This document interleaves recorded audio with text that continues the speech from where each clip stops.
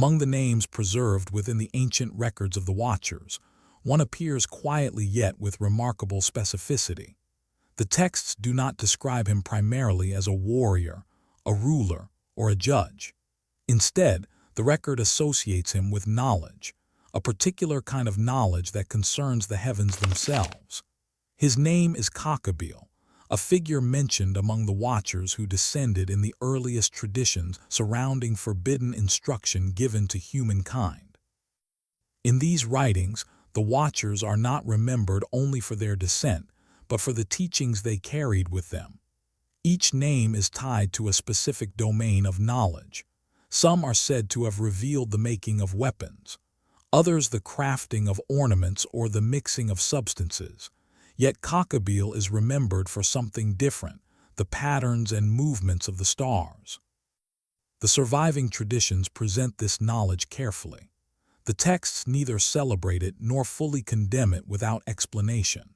Instead, they preserve a narrative in which celestial knowledge becomes intertwined with questions of authority, order, and timing.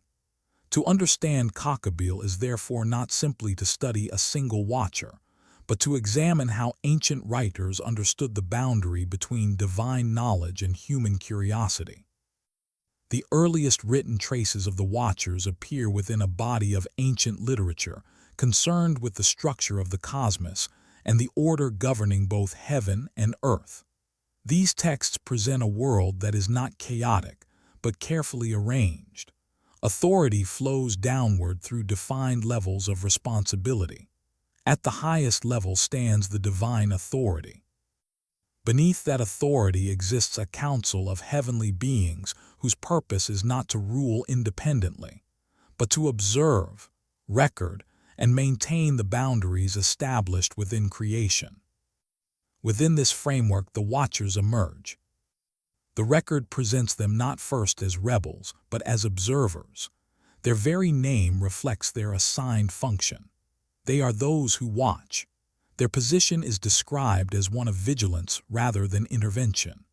They are placed in a role that allows them to witness the unfolding of human history while remaining part of the heavenly order that governs it.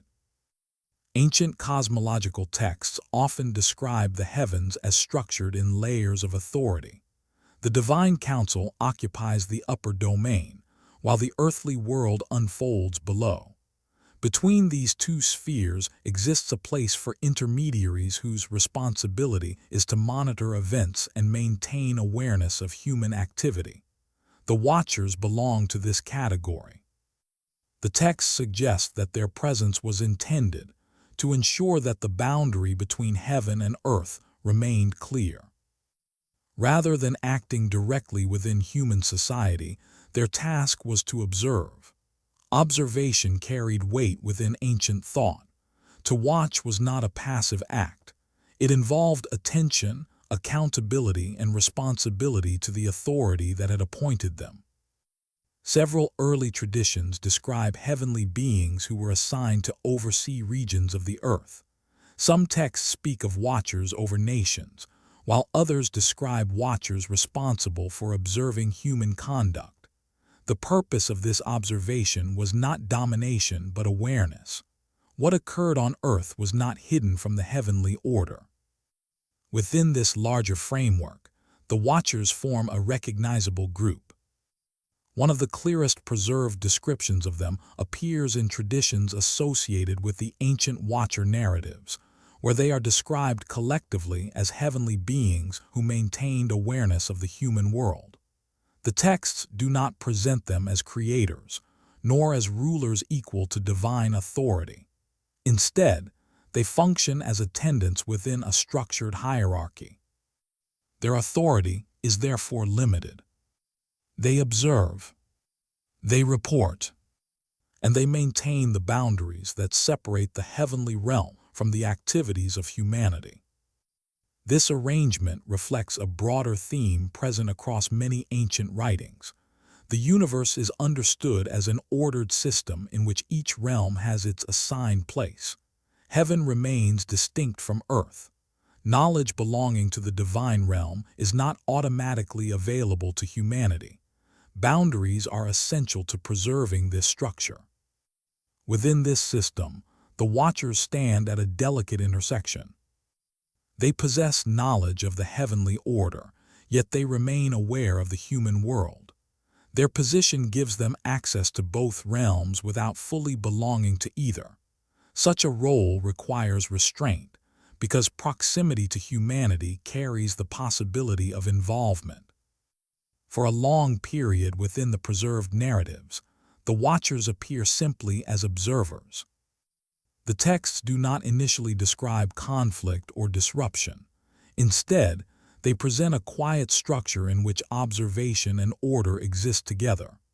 The heavens watch the earth, and the earth continues its unfolding history under that watchful awareness. Gradually, however, the narrative begins to shift. The tension does not appear suddenly. It enters through small details preserved within the records. The Watchers are described not merely as individuals scattered across the heavens, but as a collective group. They are aware of one another. They share a common position within the heavenly order. This collective identity becomes important later. Ancient texts often preserve lists of names when describing significant groups. Such lists serve a precise purpose. They identify individuals and assign responsibility. When a name appears within such a list, it signals that the person named holds a defined role within the event being described. The Watcher narratives contain such lists. Rather than referring to the Watchers only as a general category of beings, the texts record individual names. These names are preserved with care. Each one marks the presence of a particular figure whose actions will later carry significance. The presence of these lists suggests that the traditions surrounding the Watchers were not intended to be vague stories. They were structured accounts that sought to preserve memory and responsibility. Naming transforms a collective event into a series of individual roles. Within these lists, one particular name appears: Kokabiel. The record does not yet expand upon his actions. At this early stage, his name simply stands among the others. Yet the inclusion of the name itself carries meaning. It indicates that Kokabiel was counted among those who belonged to the Watcher group during the events that would later be remembered. The ancient texts often treat names with deliberate care. A name marks identity, but it also suggests function. In many ancient traditions, names carry associations with particular responsibilities or domains of knowledge. The placement of Kokabiel within the Watcher list therefore signals that he held a recognized position within the group. At this early stage, however, the narrative remains restrained. The focus is still on the structure of the Watchers themselves, rather than on the individual actions of any one figure. The texts first establish the existence of the group, the role they were assigned, and the order within which they operated. Only after this structure is firmly presented does the narrative begin to explore what changed.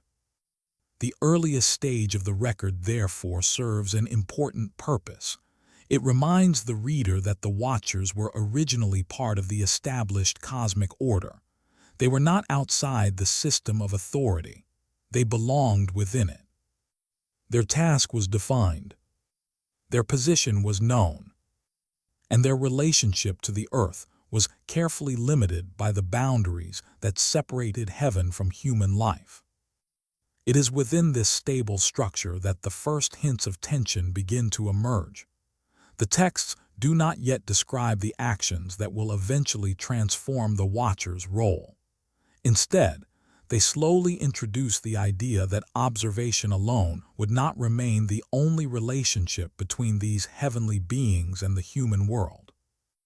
The presence of named individuals within the Watcher lists suggests that the events which follow were not accidental. They involved identifiable figures whose roles would later be examined within the tradition. Among them stands the name Kokabiel. At this stage, the narrative presents him only as one among several watchers whose identities were preserved in the ancient record. The text does not yet assign him a specific action. It simply places him within the structure of the group. That placement will later become significant, because the preservation of his name signals that he was considered part of the organized body of watchers, whose decisions altered the balance between heaven and earth. The ancient record therefore begins quietly. It starts with order. It establishes roles. It names those who belong to the watcher host. Only after these foundations are carefully set does the narrative move forward to examine how this ordered structure began to change. And it is within the preserved lists of names that the next stage of the record will begin to unfold. The preservation of names within the watcher lists reveals an important feature of the ancient narrative tradition. The writers who recorded these accounts did not treat the watchers merely as symbolic figures. Instead, they preserved their identities with the careful attention normally reserved for rulers, priests, or witnesses in legal records. This suggests that the events associated with the watchers were understood as structured occurrences involving identifiable participants. In many ancient texts, lists serve as a form of record-keeping. They establish order among individuals who share responsibility within a collective action.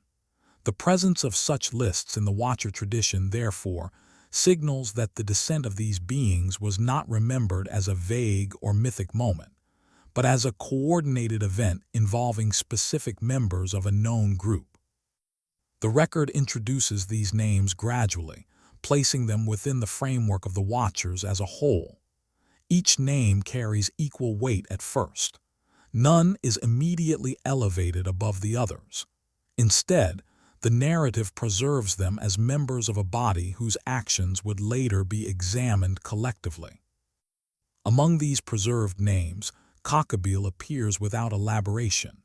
His name stands within the same catalog as the others, suggesting that he belonged fully to the watcher assembly described by the texts. The narrative does not yet attach any description to his role. At this early point, his presence simply confirms that he was counted among those whose actions were remembered within the tradition. This careful presentation reflects the broader method used by ancient writers when describing complex events.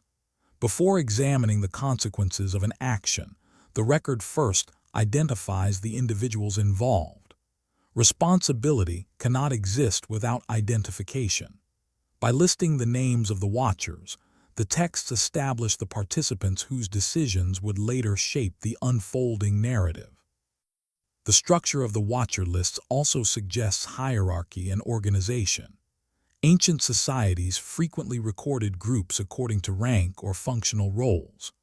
While the texts do not always explain the exact order in which the names appear, the act of arranging them within a list implies that the watchers formed an identifiable body rather than an informal gathering. Such organization reinforces the earlier description of the watchers as part of the heavenly order. They were not isolated figures acting independently across the heavens. Instead, they belonged to a recognizable assembly that existed within the broader structure of divine authority. Their shared identity made it possible for them to act collectively. This collective identity becomes increasingly important as the narrative continues.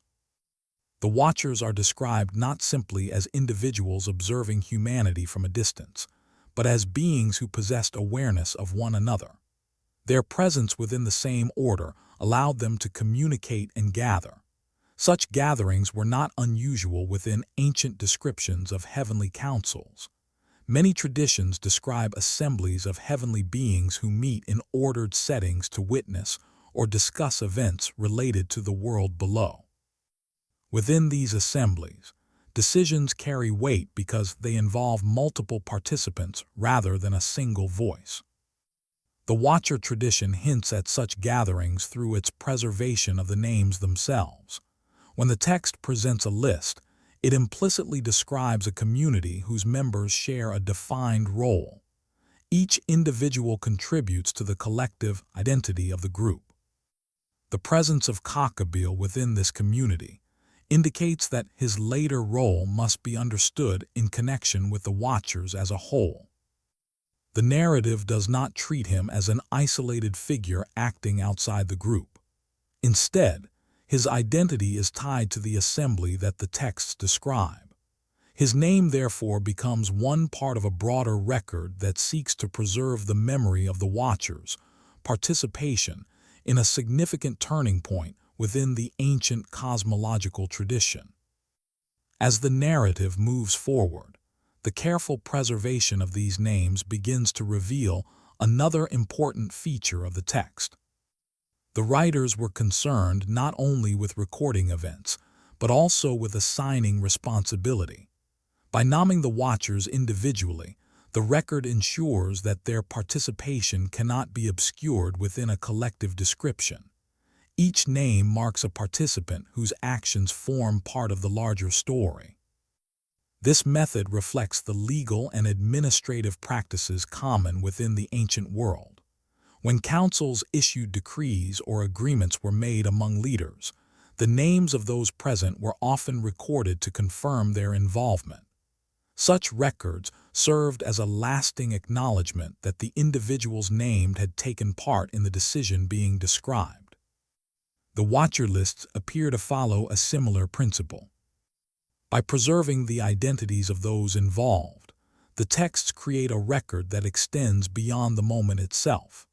Future readers encountering the narrative would recognize that the Watchers were remembered not merely as symbolic beings, but as participants whose actions carried lasting consequences. Within this context, the name Kokabiel acquires a quiet but important presence. The narrative does not yet describe his actions, but the preservation of his name ensures that he cannot be separated from the events associated with the Watchers. His identity is tied to the assembly, whose decisions altered the relationship between heaven and earth. At this stage of the record, however, the focus remains on the structure of the Watchers rather than on the actions that will follow. The narrative continues to emphasize the original role assigned to them. They were Watchers, beings tasked with observing the unfolding of human history while remaining within the order established by divine authority. Their presence within the heavenly hierarchy reflected a system in which knowledge and awareness flowed through defined channels. This system depended on restraint. Observation required distance. The Watchers could see the human world, but they were not intended to become participants within it. Their authority existed within the boundaries set by the order of creation. For a time, the narrative preserves this arrangement without disruption. The Watchers remain part of the heavenly order, and humanity continues its existence beneath their watchful awareness. The names preserved in the texts therefore represent individuals who originally held positions of responsibility within that structure. Only gradually does the record begin to reveal how that structure began to shift. The presence of an organized group of Watchers, aware of one another and capable of collective action, introduces the possibility that observation might eventually give way to involvement. The texts do not describe this change immediately. Instead, they allow the reader to recognize that the conditions for such a shift already existed. A group bound by shared identity possesses the ability to make shared decisions. The Watcher lists therefore serve as more than a simple catalog of names.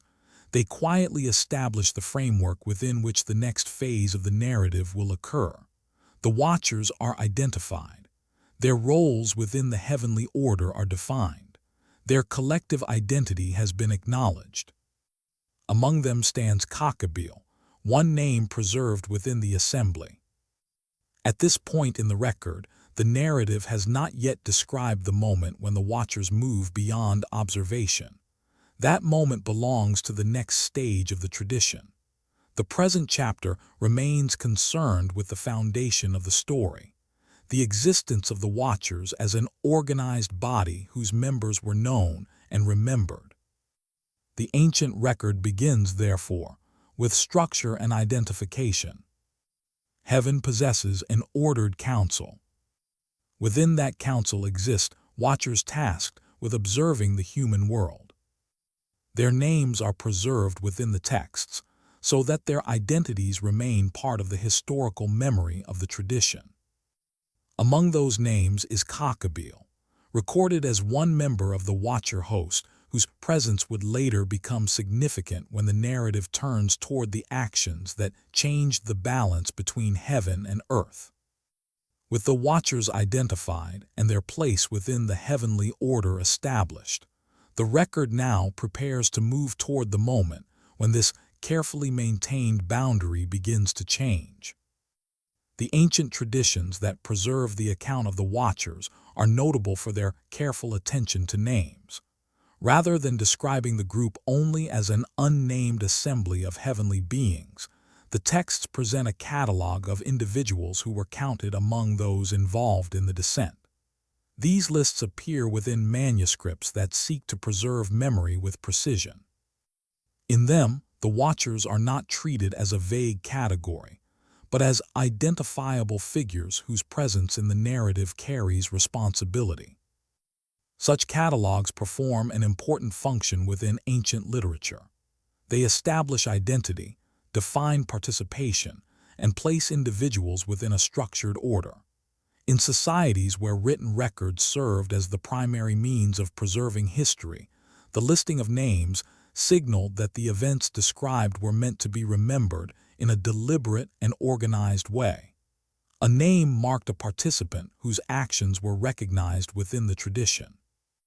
Within the Watcher lists, several names appear repeatedly across different manuscripts and recensions of the tradition. Though the order may vary slightly between copies, the preservation of the same core figures suggests that the tradition maintained a stable memory of those who belonged to the Watcher host. Each name functions as a marker of identity within that remembered assembly. Among these preserved names appears Kokabiel. The texts do not initially pause to explain his role. Instead, his name is included among the others who formed the collective body of Watchers. This placement is significant because the lists themselves are structured to communicate more than simple identification. In many cases, the names are associated with particular forms of knowledge or areas of instruction attributed to the Watchers.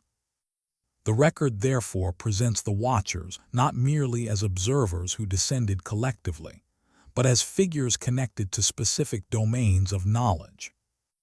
Ancient writers often used catalogs to organize information in this way. By pairing individuals with particular responsibilities, the texts create a structured representation of the knowledge attributed to the Watchers. Each name becomes linked to a teaching that later traditions would remember as part of the legacy of the descent. Within this arrangement, Kokabiel's name begins to acquire its distinct association. The preserved tradition connects him with knowledge of the stars. The wording used in these texts suggests that Kokabiel was associated with the observation and explanation of celestial bodies. Rather than describing the stars simply as lights in the sky, the tradition implies that their movements and patterns were subjects of study. The Watcher lists therefore connect Kokabiel with knowledge that concerns the ordering of the heavens as seen from the earth. At this stage of the narrative, however, the texts remain restrained. They do not immediately describe the details of what this knowledge contained. The lists simply establish the connection between Kokabiel and the domain of celestial observation. His name stands among the others whose teachings are remembered in the tradition, each representing a particular field of knowledge introduced during the events associated with the Watchers. The structure of these catalogs, also reveals that the Watchers were understood as an organized body. The lists do not read as though they describe a random gathering of individuals. Instead, they resemble the type of record used to describe a council or an ordered assembly. The repeated appearance of the same names across different manuscripts reinforces the idea that the tradition recognized a defined group whose membership was remembered with consistency. This consistency is significant because it reflects the intention of the ancient writers to preserve the identity of those involved in the narrative. The Watchers are not anonymous forces. They are figures whose names carry meaning within the record.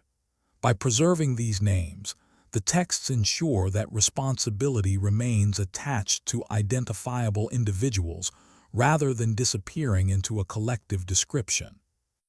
Within this framework, Kokabiel's placement among the Watchers signals that he belonged fully to the group described in the tradition. His name does not appear as an outsider or later addition. Instead, it is integrated within the catalog in the same manner as the others. This placement suggests that the tradition regarded him as one of the recognized participants in the events that would later reshape the relationship between heaven and earth. The connection between Kokabiel and the stars also reflects the importance of celestial observation in ancient societies. Long before the development of formal astronomical sciences, human communities relied on the night sky to measure time and understand seasonal patterns. The movements of the stars provided a visible rhythm that helped societies organize agriculture, navigation, and ritual observances. The ancient texts therefore present celestial knowledge as something both practical and symbolic. Practical, because observing the stars allowed communities to anticipate the changing seasons and structure their activities accordingly. Symbolic, because the heavens were often viewed as a reflection of divine order. The patterns visible in the night sky suggested that the universe itself followed a structured design. Within this worldview, knowledge of the stars carried a special significance. It touched upon the relationship between the heavens and the earth. To understand the movements of the stars was to glimpse the rhythms governing the larger cosmos. The tradition's association of Kokabiel with this knowledge therefore positions him within a field that connects directly to the structure of the universe itself. Yet the record remains cautious in how it presents this association. At this stage, the texts do not portray Kokabiel as an inventor of celestial knowledge. Instead, they describe him as one whose instruction involved explaining the stars. The distinction is subtle but important. The knowledge itself is not presented as something created by the Watchers. Rather, it is knowledge that existed within the heavenly realm and was later transmitted to humanity. The lists therefore establish the connection, without describing the circumstances under which this knowledge reached the human world. This restraint reflects the careful packing of the narrative tradition. The writers first identify the individuals involved and associate them with particular domains of knowledge. Only later do they begin to explore how those teachings were introduced among human communities. The name Kokabiel thus enters the narrative as part of an ordered catalog. He is remembered among the Watchers whose identities were preserved within the ancient record. His association with the observation of the stars places him within a domain that touches both practical life on Earth and the symbolic order of the heavens. For now, the texts simply establish his presence and his connection to celestial knowledge. They do not yet describe the moment when such knowledge would be shared with humanity. The catalog has served its purpose. The Watchers have been named, and their domains have been identified. Within this structure, Kokabiel stands as the figure linked to the observation and explanation of the stars. The narrative now prepares to move beyond the naming of the watchers, toward the circumstances that allowed these heavenly observers to come into direct contact with the human world. The preservation of Kokabiel's name within the Watcher catalogs does more than simply identify him as a member of the group. It places him within a structured framework in which each Watcher becomes associated with a particular domain of instruction. This structure suggests that the tradition remembered the descent not merely as a single act, but as an event through which several forms of knowledge entered the human world at once. In the lists that have survived, the names of the Watchers appear alongside traditions that attribute different teachings to different individuals. Some are connected with the crafting of instruments or the shaping of materials. Others are remembered for introducing practices that altered the appearance or behavior of human societies. Each name becomes linked to a distinct field of knowledge. Within this arrangement, Kokabiel occupies a place connected to the heavens. The tradition associates him with the observation of the stars and the explanation of their patterns. The wording preserved in the texts suggests instruction that concerns the recognition of celestial movements and the identification of constellations. Rather than describing the stars simply as light scattered across the sky, the tradition implies that they form recognizable patterns whose movements can be studied and understood. This association places Kokabiel within a domain that ancient societies regarded with particular attention. The night sky was one of the most consistent features of the natural world. While seasons changed and landscapes shifted, the stars returned each night in predictable patterns. For early human communities, this consistency made the heavens an important reference for understanding time and orientation. Observing the stars allowed communities to recognize seasonal transitions. Certain constellations appeared at specific times of the year, signaling changes that affected agriculture, migration, and ritual observances. The sky therefore served as a vast and reliable calendar visible to all who looked upward.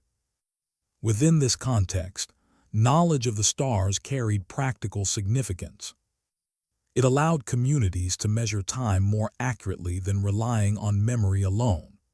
By noting when certain stars rose or disappeared from the night sky, people could anticipate the arrival of seasonal changes. In regions where agriculture depended on precise timing, such observations could shape the rhythm of planting and harvesting. The Watcher tradition, however, presents this knowledge in a distinctive way. Rather than describing celestial observation as something that gradually emerged through human experimentation, the texts link it to the teachings attributed to particular Watchers. Kokabiel's name appears within this framework as the figure associated with explaining the stars to humanity. The narrative does not present a detailed account of how this instruction occurred. Instead, it preserves the association in a concise form, allowing the name itself to carry the connection. Kokabiel becomes the remembered source within the tradition for knowledge concerning the heavens as observed from the earth. This method of attribution reflects a broader pattern within ancient writings. When significant forms of knowledge appeared within a society, traditions often linked them to named figures whose actions were believed to have introduced them. These figures sometimes functioned as teachers whose role was to pass on knowledge that already existed within a higher or earlier realm. The Watcher narratives follow this pattern. The Watchers are portrayed as beings who possessed access to knowledge belonging to the heavenly order. When they descended, the texts suggest that certain teachings were transmitted to humanity through them. Each Watcher becomes associated with a different field, forming a network of instruction that reshaped human understanding of the world. Kokabiel's connection to the stars, therefore, becomes part of this broader framework. The record does not portray him as working alone or acting independently from the others. Instead, His role exists within the larger pattern of watchers who each introduced a specific form of knowledge. Together, these teachings form the body of instruction remembered in the tradition. The careful structure of the lists reinforces the sense that the watchers were not a scattered collection of individuals. They appear instead as members of an organized body whose roles were recognized and preserved. This organization also hints at the possibility that their actions unfolded with coordination. When the texts list multiple watchers alongside their respective teachings, they present a picture of knowledge entering human society through several channels at once. Different areas of life, craft, ornamentation, observation of the heavens, become connected to the presence of these figures. Within this network of instruction, celestial knowledge occupies a distinctive place. Unlike the crafting of objects or the shaping of materials, the study of the stars concerns the interpretation of the heavens themselves. It links human activity to patterns that exist far beyond the earth. To observe the stars is to recognize rhythms that extend across vast distances and long spans of time. For ancient societies, this connection carried symbolic weight. The heavens were often viewed as a realm that reflected divine order. The regular movements of the stars suggested that the universe itself operated according to patterns established at the beginning of creation. Observing those patterns could therefore be understood as a way of perceiving the structure of the cosmos. The tradition's association of Kokabiel with the stars places him within this sphere of cosmic observation. Yet the texts remain careful not to elaborate beyond the simple connection. They preserve the association without describing the full extent of what the teaching involved. The narrative does not yet explain how the knowledge was shared, how it spread among human communities, or what consequences it produced. Instead, the watcher lists perform a foundational task. They identify the figures involved and connect each one with a particular domain. By doing so, the texts establish the framework upon which the rest of the narrative will unfold. The reader learns who the watchers were and what forms of knowledge were attributed to them. Within that framework, Kokabiel stands as the watcher linked to the stars. His name becomes the marker through which the tradition remembers the introduction of celestial observation into the human world. The lists preserve his identity alongside the others, ensuring that his role remains part of the collective memory of the watchers. At this stage, however, the narrative has not yet described the moment when these heavenly observers came into direct contact with humanity. The catalogs prepare the reader for that development by identifying the individuals involved and the teachings associated with them. The watchers have been named. Their domains have been established. Their presence within the heavenly order has been recorded. The next movement in the narrative will shift from identification to action. The texts will begin to describe the circumstances under which the watchers moved from observation into direct involvement with the human world. It is within those circumstances that the knowledge associated with figures such as Kokabiel would eventually reach humanity. For now, the record closes this stage with the careful preservation of names and roles. The watcher lists remain as the textual foundation of the tradition, preserving the memory of those who were counted among the heavenly observers. Among those preserved names stands Kokabiel, remembered as the watcher whose domain concerned the stars, an association that will gain clearer meaning as the narrative moves toward the events that brought the watchers from the heavens into the affairs of the earth. The traditions that recount the actions of the watchers eventually move from lists and identifications toward a single decisive moment. After establishing the presence of the watchers as an organized body, the narrative turns to the event in which that body acts together. The ancient record describes this moment not as an isolated movement of individuals, but as a gathering that occurred at a specific place on the earth. The location preserved in the tradition is Mount Hermon. Mount Hermon rises at the northern edge of the land, historically associated with early Israelite and neighboring cultures. Its slopes extend across a region that formed a natural boundary between territories. In the ancient world, mountains often held symbolic significance. They were understood as places where heaven and earth appeared to meet, where elevated ground allowed closer proximity to the sky above. Because of this symbolism, mountains frequently served as settings for events involving the divine or the heavenly order. Ancient texts across many traditions describe mountains as locations where decisions were made, covenants established, or revelations received. Within the Watcher narrative, Mount Hermon becomes the place where the assembled Watchers gather before their descent into the human world. The record presents this gathering as deliberate and organized. The Watchers do not arrive separately or act independently. Instead, they come together in a single location, forming a collective assembly. The description suggests a meeting in which the participants recognize the significance of what they are about to do. At this stage of the narrative, the Watchers still belong to the heavenly order. Their presence on the mountain, therefore, marks the moment when the boundary between heaven and earth begins to shift. The tradition describes the Watchers addressing a shared concern. According to the preserved account, they feared that if one of them acted alone, the others might hesitate to follow. The action they were considering required the participation of the entire group. Without agreement among them, the decision could not proceed. To prevent hesitation or division, the Watchers establish a formal oath. The text emphasizes the seriousness of this oath. It is not described as a simple promise spoken casually. Instead, it is presented as a binding commitment made collectively among all those present.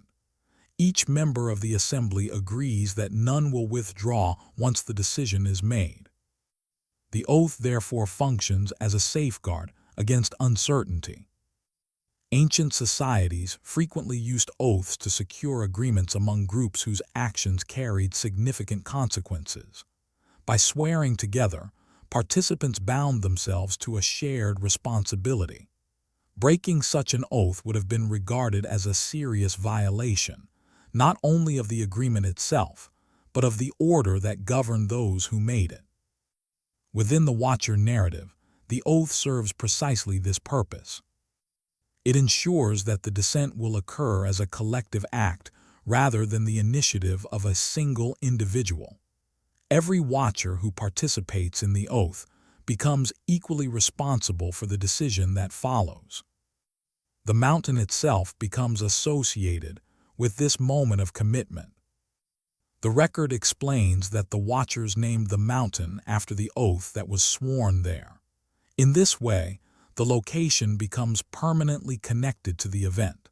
The place where the oath was made is remembered alongside the decision that it secured. Mount Hermon, therefore, enters the narrative not simply as a geographic setting, but as a symbolic boundary. The mountain stands at the threshold between the heavenly realm and the human world. It marks the point where the Watchers move from observation into direct involvement. The oath spoken there transforms the gathering from a meeting into a turning point. Among those present in the assembly stands Kokabiel. The texts do not isolate him from the others during this moment. Instead, his presence is implied within the collective body of Watchers who participate in the oath. His name, preserved earlier within the Watcher lists, places him among those who stood on the mountain during this gathering. This detail reinforces the earlier identification of Kokabiel as a member of the Watcher assembly. He does not appear as an observer of the event or as a later addition to the story. The preserved record counts him among those who shared in the collective commitment that took place on the mountain. The narrative continues to emphasize the unity of the watchers during this moment.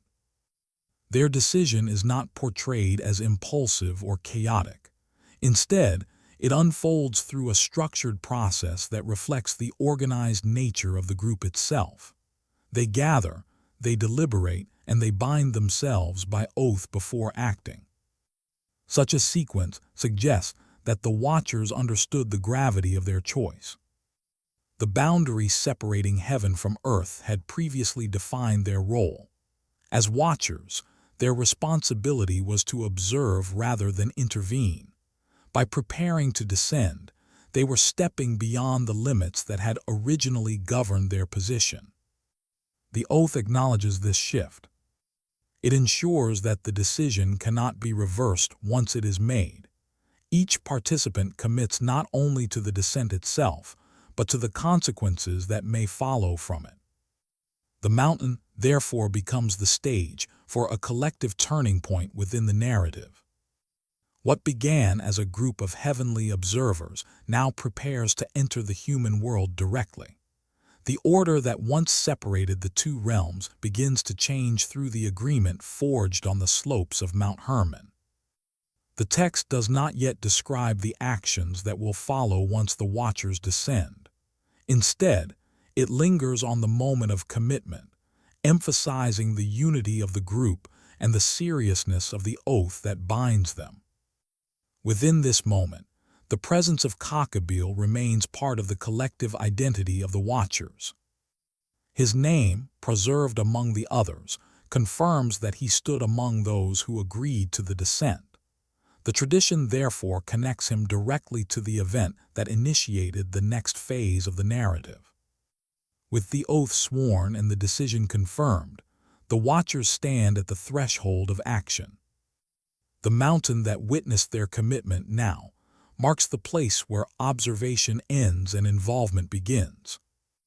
The narrative pauses at this moment of transition, allowing the significance of the oath and the unity of the watchers to stand clearly before the account moves forward. Once the oath had been spoken on the slopes of Mount Hermon, the assembly of watchers moved beyond the stage of deliberation. The tradition presents the oath as the final moment of restraint. After it was sworn, the decision was no longer uncertain. Each participant had bound himself to the same course of action, and the collective agreement now carried the weight of commitment. In ancient narratives, the act of swearing an oath often marks the point at which intention becomes irreversible. Words spoken within such agreements were understood as binding forces that shaped the future actions of those who uttered them. The watchers, having sworn together, entered a new phase of the narrative in which their earlier role as observers began to give way to direct participation in the human world. The mountain where this oath occurred remained central to the memory of the event. Mount Hermon's high ridges and wide slopes would have been visible across a vast region. Rising above surrounding landscapes, it formed a natural landmark whose presence dominated the northern horizon. Such prominence made it a fitting setting for an event remembered as a turning point within the tradition. The name of the mountain itself became tied to the oath that was spoken there.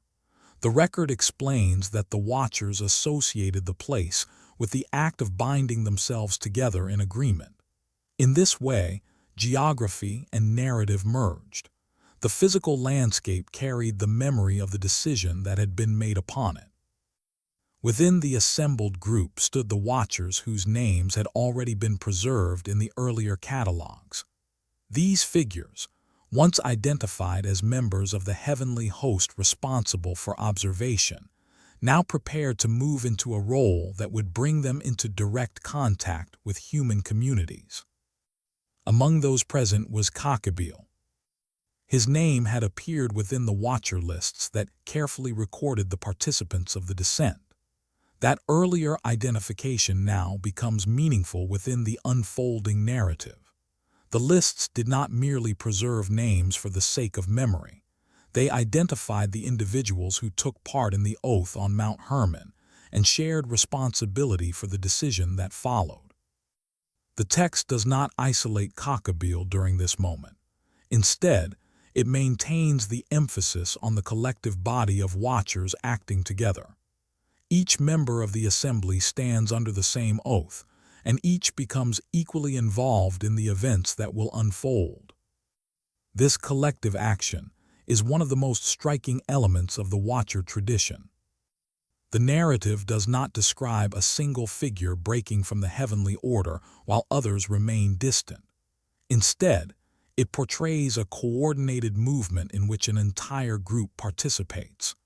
The oath ensures that none of them acts alone, and none withdraws once the decision has been made. Such unity reinforces the seriousness of the event. When individuals act independently, their actions can be dismissed as isolated departures from established order. But when a group bound by oath acts together, the decision reflects a shared intention that carries broader consequences. The Watcher narrative presents the descent in precisely this way. The gathering on Mount Hermon forms the moment when the Watchers move from observation to action as a unified body. Their earlier role within the heavenly order had required distance from human affairs. By descending together, they crossed the boundary that once separated the two realms. The texts do not describe the descent as a sudden or chaotic movement. Instead, the transition appears measured and deliberate. The Watchers first gather, then swear their oath, and only afterward proceed with the actions that will bring them into the human world. This sequence emphasizes the structured nature of the event. Ancient traditions often highlight order even within moments of disruption. By presenting the Watcher's decision as a carefully organized process, the narrative underscores the weight of the commitment that was made. Mount Hermon remains the central witness to that commitment. The mountain stands at the edge of territories known to the ancient writers who preserved the story. Its location at a boundary between lands may have contributed to its symbolic importance. Boundaries often represent places where transitions occur, where one region gives way to another, and where shifts in authority or identity take place. In the Watcher narrative, the mountain becomes precisely such a boundary. Above it lies the realm from which the Watchers descended. Below it stretches the human world into which they now prepare to move. The oath sworn on the mountain marks the crossing between these two domains. For Kokabiel and the others assembled there, the decision bound them not only to one another, but also to the course of events that would follow. The narrative does not yet describe the immediate actions taken after the descent. Instead, it allows the significance of the gathering to stand clearly within the tradition. The oath establishes unity. The mountain preserves the memory of the decision. The Watchers, once observers of the earth, now prepare to become participants within it. This transformation alters the relationship between the heavenly and earthly realms. Previously, the Watchers had observed humanity from a distance, maintaining awareness without direct involvement. The descent changes this arrangement. The Watchers of the earth now stand upon it, prepared to interact with those they once only observed. The tradition presents this moment as the beginning of a new phase within the narrative. The names preserved in the earlier catalogs now take on greater meaning. Each Watcher listed within those records becomes a participant in the events that unfold after the oath. Their identities, once simply markers of membership within the heavenly assembly, now become associated with specific actions that will shape human society. For Kokabiel, this turning point carries particular significance. His earlier association with the observation of the stars has already been recorded in the Watcher lists. Now, as one of the Watchers who took part in the descent at Mount Hermon, He stands among those who will introduce their domains of knowledge into the human world.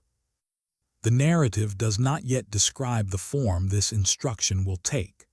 The record remains focused on the moment when the Watchers first crossed the boundary that separated their earlier role from the new one they had chosen. Mount Hermon, therefore, remains the final scene of preparation. The oath has been spoken. The Watchers have committed themselves to the same course. Their descent has begun, marking the end of their role as distant observers and the beginning of their involvement in human affairs. Among them stands Kokabiel, one member of the Watcher host whose name had been preserved in the ancient catalogs, and whose presence on the mountain confirms his participation in the turning point that reshaped the relationship between heaven and earth. With the descent now complete, the narrative prepares to move beyond the mountain and toward the consequences of that decision, examining how the Watchers began to introduce the knowledge associated with each of them into the world of humanity. After the descent described in the earlier traditions, the narrative of the Watchers begins to focus on the activities that followed their arrival among humanity. The texts do not portray the Watchers as remaining passive once they entered the human world. Instead, they describe a gradual introduction of knowledge that had previously belonged to the heavenly order. This transmission of knowledge appears within the records in a structured way.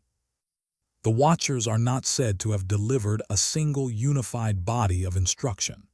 Rather, the texts present a pattern in which different forms of knowledge are associated with different individuals. Each Watcher becomes connected to a particular field of teaching, forming a network of instruction that spreads through human society. The tradition, therefore, portrays the Watchers almost as instructors. Their presence among humanity introduces teachings that affect multiple areas of life. Some of these teachings concern the shaping of materials, while others involve practices related to appearance or social customs. The narrative describes the introduction of techniques that allowed human communities to alter objects, craft tools, and refine the use of natural resources. Within the record, these teachings appear with careful attribution. The texts do not present them as anonymous discoveries made gradually by human experimentation. Instead, they link each form of knowledge to the Watcher believed to have revealed it. By doing so, the tradition preserves a map of instruction that connects specific individuals to specific disciplines. This pattern gives the narrative an ordered structure. Rather than describing a chaotic spread of new knowledge, the record organizes the teachings according to the individuals responsible for introducing them. Each Watcher carries a defined association with a particular domain, creating a catalog of instruction similar in form to the earlier lists of names. Several examples appear within these accounts. Some Watchers are remembered for introducing the crafting of weapons. These teachings involve the shaping of metals and the formation of blades that could be used in conflict. The knowledge of metalworking allows communities to transform raw materials taken from the earth into objects designed for specific purposes. Other teachings concern ornamentation and the alteration of appearance. The texts mention practices related to adornment, including the crafting of jewelry and the preparation of substances used to decorate the body. These teachings affect social customs and the ways in which individuals present themselves within their communities. Additional forms of instruction involve the use of natural materials in new ways. Crafts connected to textiles, tools, and other forms of practical production appear within the traditions. Through these teachings, the Watchers are remembered as figures who introduced techniques that expanded human capability in the physical world. The narrative presents these teachings not merely as practical skills, but as changes that altered the structure of human life. Once communities possessed knowledge of crafting metals, ornamenting the body, or refining materials, their societies began to organize themselves around these abilities. Tools influenced labor. Ornamentation affected status and identity. The shaping of materials allowed for new forms of production and exchange. Within this wider pattern of instruction, the role of Kokabiel begins to emerge with greater clarity. While several watchers are connected to crafts or physical practices, the tradition associates Kokabiel with a different domain. His instruction concerns the observation and interpretation of the stars. This association distinguishes his teaching from many of the others described in the record. Crafts such as metalworking or ornamentation change the material conditions of life. They allow human beings to shape objects and alter their surroundings.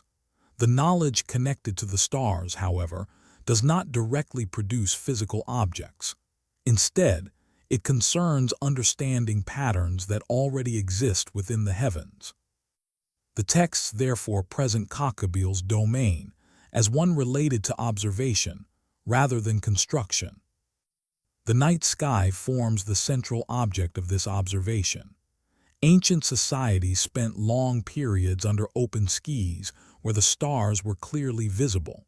Without artificial light to obscure them, the heavens appeared as a vast and constant presence above the earth. Within that sky, patterns could be recognized. Certain groups of stars appeared together in fixed arrangements, forming shapes that later traditions would identify as constellations. Over time, observers could notice that these constellations did not remain static throughout the year. Instead, their positions shifted gradually as the seasons changed.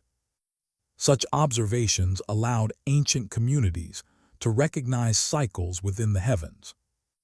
The reappearance of specific stars at certain times of year could signal the arrival of seasonal transitions. The sky therefore functioned as a natural calendar that could guide activities such as planting, harvesting, and travel. Within the Watcher tradition, Kokabiel becomes associated with explaining these patterns. The text suggests that his instruction involved teaching humanity how to observe the stars and recognize their movements. This knowledge would allow communities to connect events on Earth with cycles in the heavens. The significance of such knowledge extends beyond simple observation. By understanding the regularity of celestial movement, human societies could begin to measure time with greater precision. Days, months, and seasons could be organized according to patterns visible in the sky. This process gradually shaped the formation of calendars and systems used to track the passage of time. Unlike the crafting of tools, this form of knowledge reshaped perception.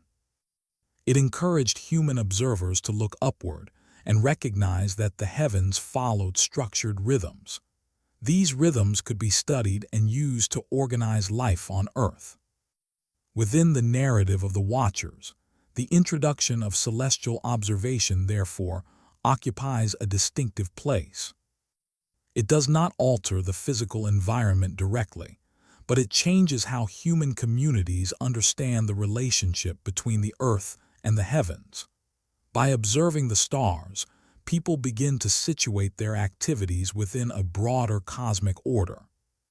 The texts do not yet describe how widely this knowledge spread among human societies. Instead, they establish the connection between Kokabiel and the interpretation of celestial bodies, as part of the broader pattern of instruction introduced by the Watchers. Each Watcher contributes a different form of knowledge. Together, these teachings create a network of changes that affect both practical life and intellectual understanding. Within that network, Kokabiel stands as the figure associated with the stars. The narrative has now moved beyond the descent itself and into the phase where the Watchers begin to shape human knowledge in specific ways. The next stage of the account will explore more closely how the study of the heavens influenced the ordering of time and the organization of human activity. As the traditions continue to describe the teachings associated with the Watchers, the structure of these instructions becomes more visible. The narrative presents the introduction of knowledge as a series of distinct transmissions rather than a single transformation. Each Watcher, once identified within the earlier catalogs, becomes linked with a particular field of instruction that influences human life in different ways. This pattern suggests that the knowledge introduced after the descent was organized according to the abilities or domains attributed to each Watcher. The texts therefore describe a distribution of instruction, where various disciplines entered human society through different sources.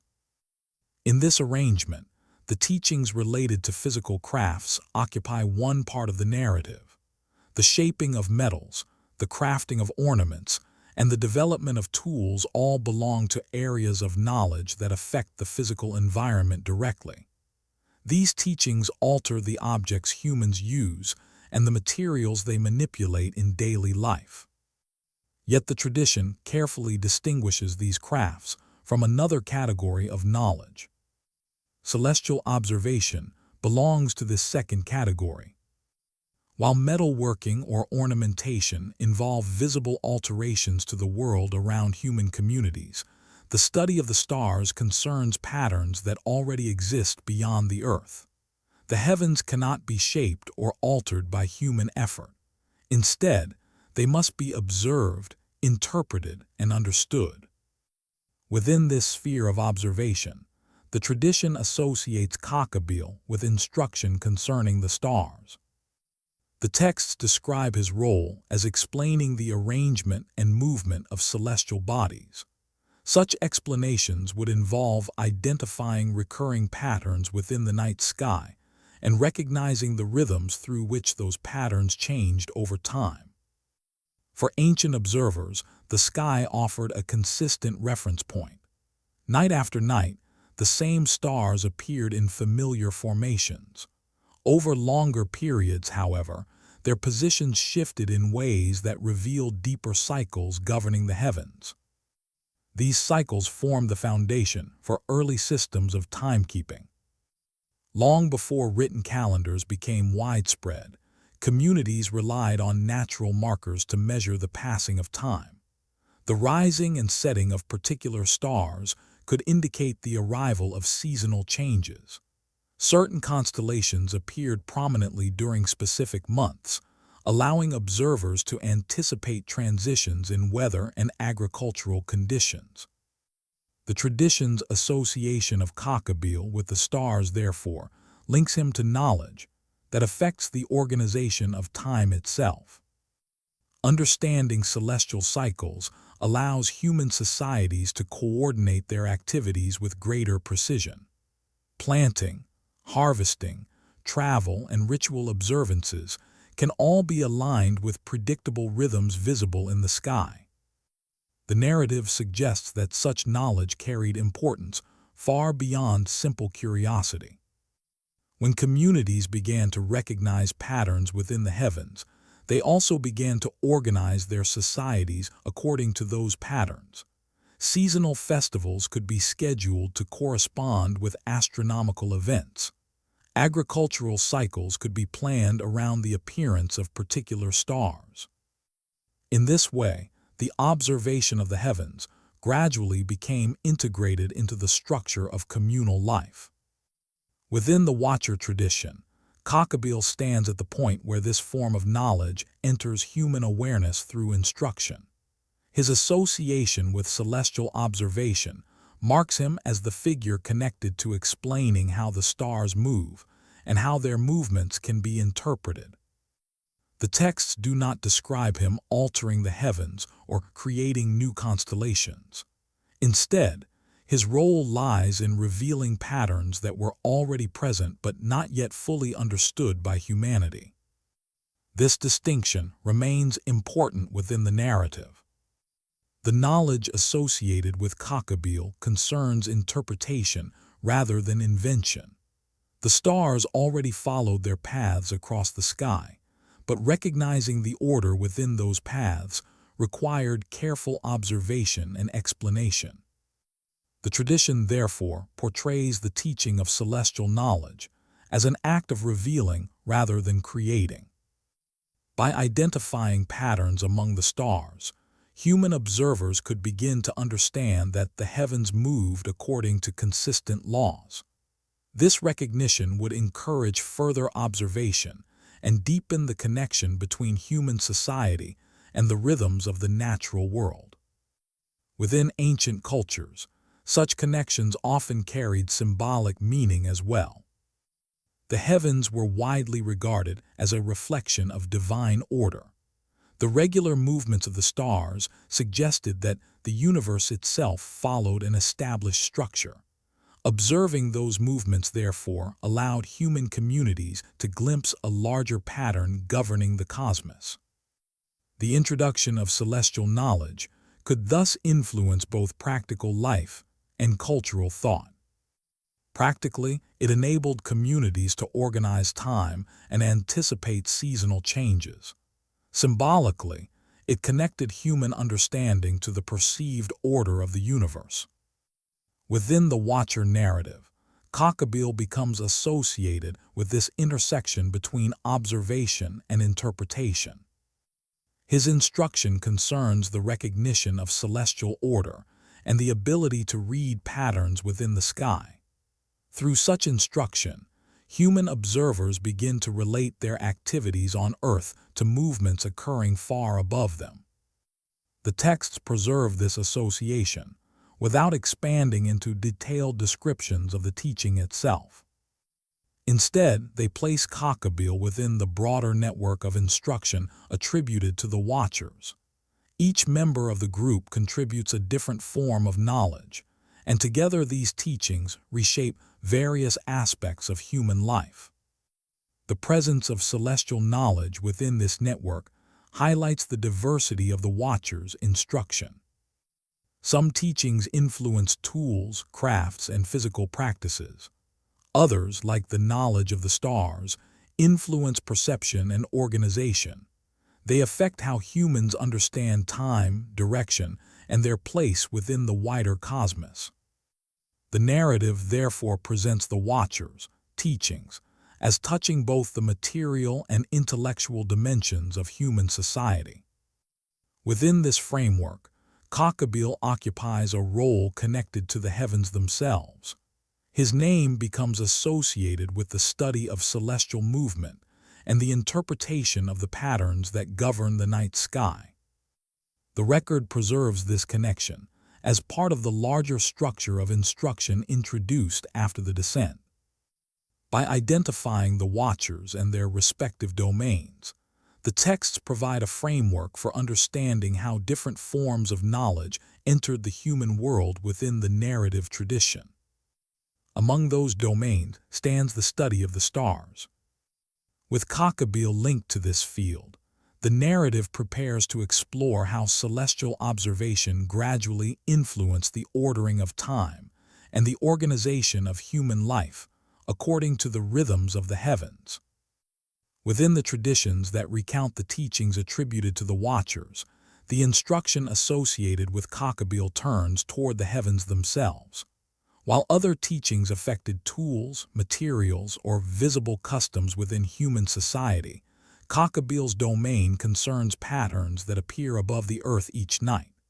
The texts describe his role as one connected with the stars, their arrangement, their movement, and the recognition of the patterns they form. For ancient observers, the night sky was one of the most consistent features of the natural world. Long before written systems of astronomy or mechanical instruments existed, human communities relied on direct observation. Under clear skies, countless stars appeared across the darkness, forming patterns that repeated night after night. At first glance, these lights might appear scattered without order, yet careful observation reveals that certain stars maintain fixed relationships with one another. Groups of stars form recognizable shapes that remain stable over time. These shapes, later known as constellations, move together across the sky as the Earth turns. The traditions associated with Kokabiel describe the identification of such groupings. Rather than seeing the heavens as a collection of isolated lights, the instruction attributed to him involves recognizing structure within the sky. Stars are grouped into patterns, and those patterns become reference points that can be followed from one night to the next. This process of recognition requires attention and repetition. Observers must watch the sky across many nights, noticing how particular groups of stars rise above the horizon and then disappear again. Over longer periods, these patterns shift according to seasonal cycles. Some constellations dominate the winter sky, while others appear prominently during the warmer months. The text suggests that Kokabiel's teaching involved helping human observers recognize these recurring movements. By learning to follow the path of constellations across the sky, communities could begin to measure time in relation to celestial cycles. When a particular grouping of stars returned to the same position after many nights, observers could mark the completion of a seasonal pattern. This recognition introduced a new way of understanding time. Rather than relying only on the immediate experience of weather or daylight, human communities could track longer cycles that extended beyond a single day or season. The stars provided visible markers that repeated across the years. Such markers proved especially important for agricultural societies. Planting and harvesting often depended on seasonal timing. If crops were sown too early or too late, the harvest could fail. Observing the heavens allowed communities to recognize reliable signals indicating when certain seasons were approaching. Within the narrative tradition, Kokabiel becomes associated with the explanation of these celestial patterns. The instruction attributed to him does not involve altering the stars themselves. Instead, it concerns teaching observers how to read the sky. Recognizing constellations, identifying their movements, and linking those movements to cycles of time forms the foundation of this teaching. The heavens therefore become a vast reference system. Each constellation marks a position within the larger structure of the sky. As these constellations rise and set in predictable ways, they provide signals that observers can interpret. Over time, such interpretations allow communities to develop systems that track the passage of months and seasons. This process gradually leads to the formation of early calendars. Before written calendars were established, many societies relied on natural signs to organize time. The appearance of certain stars before dawn, the disappearance of others at sunset, and the gradual shift of constellations across the year all served as indicators of seasonal change. The instruction associated with Kokabiel, therefore, relates directly to the organization of human activity. When communities learn to recognize celestial cycles, they gain the ability to plan agricultural work, travel routes, and ceremonial observances with greater precision. The rhythms of the heavens begin to guide decisions made on Earth. Within the Watcher tradition, this form of knowledge is portrayed as both practical and interpretive. On one level, observing the stars provides information that can be used for measuring time. On another level, the sky becomes a source of signs that ancient observers may interpret as indicators of larger patterns within the cosmos. The text suggests that Kokabiel's teaching involved both aspects. Observers learn to identify constellations and follow their movements across the sky. At the same time, they begin to recognize that the heavens display an order that reflects a broader structure governing the world. This recognition gradually changes how human communities view the cosmos. Previously, the stars may have been regarded simply as distant lights appearing each night. With the introduction of structured observation, they begin to form a system that can be studied and understood. Patterns emerge where randomness once seemed to exist. The constellations move according to predictable paths. Their appearances mark the turning of seasons.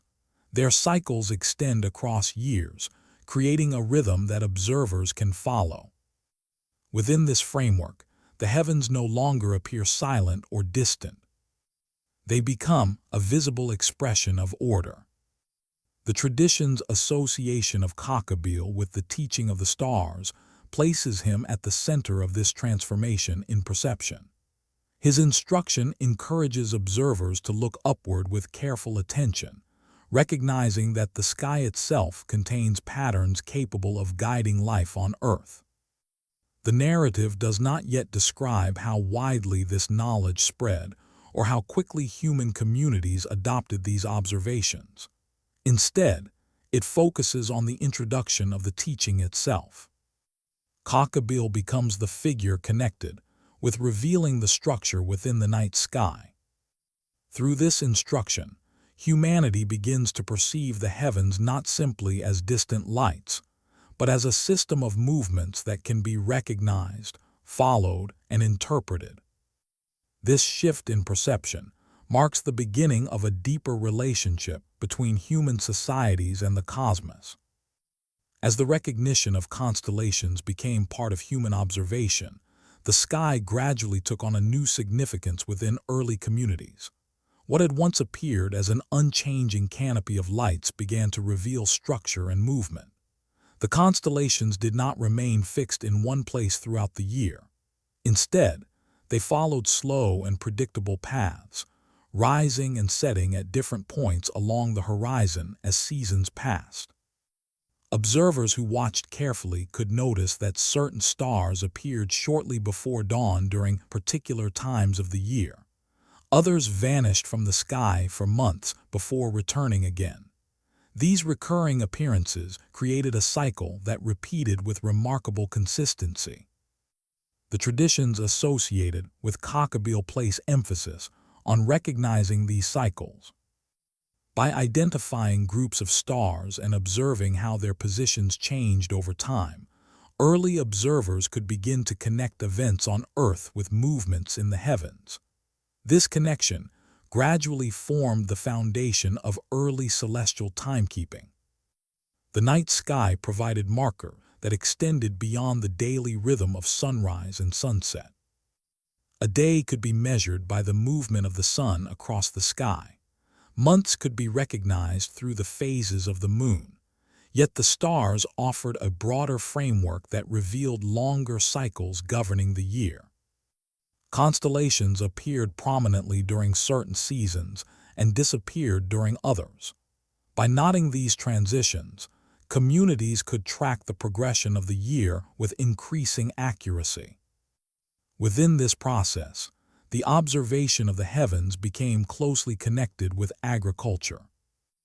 In many ancient societies, agricultural success depended on careful attention to seasonal timing. Crops needed to be planted when conditions were suitable for growth. Planting too early could expose seedlings to cold weather, while planting too late could shorten the growing season. The sky offered signal that helped guide these decisions. The appearance of particular stars near the horizon could indicate that a season of planting was approaching.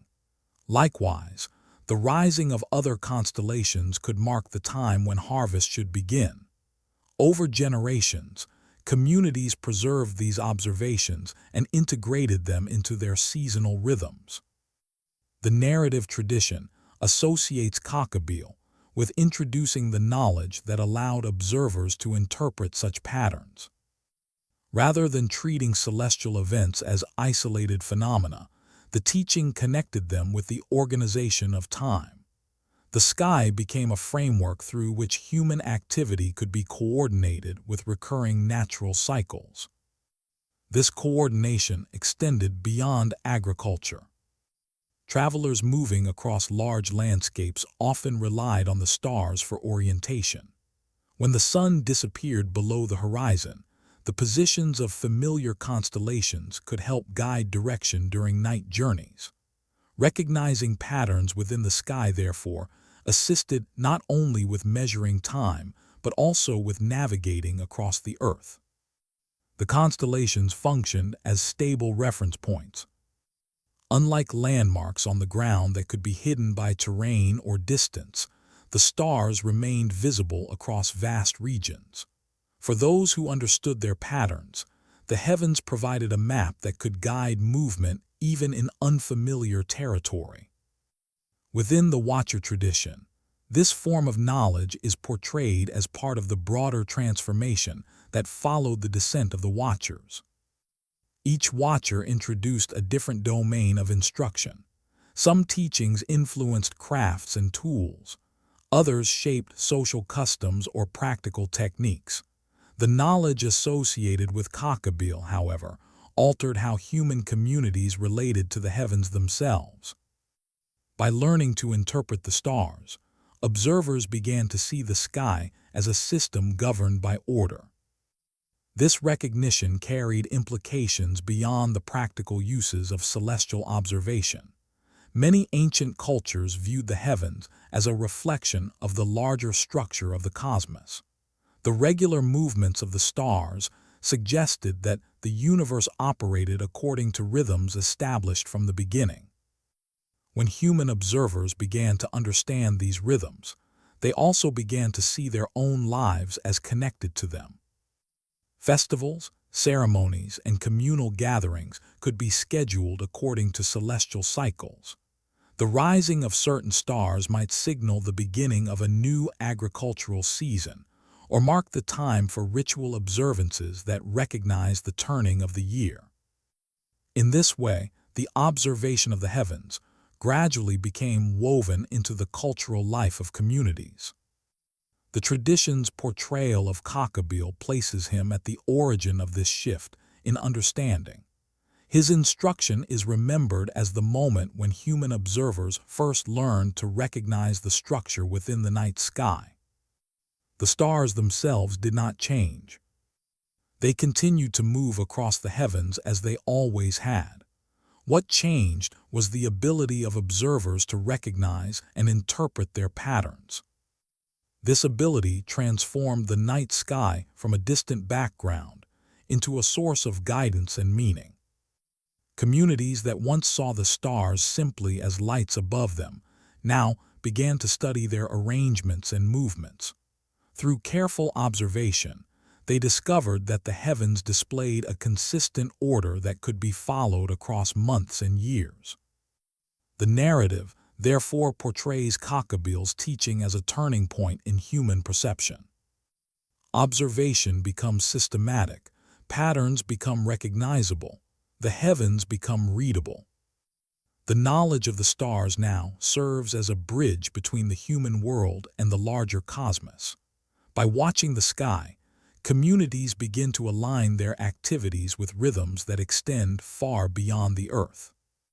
Within the broader Watcher narrative, this development represents one element of the wider body of instruction introduced after the descent. Each Watcher contributes a distinct form of knowledge that reshapes aspects of human life. Kokabiel's role lies within the domain of celestial understanding.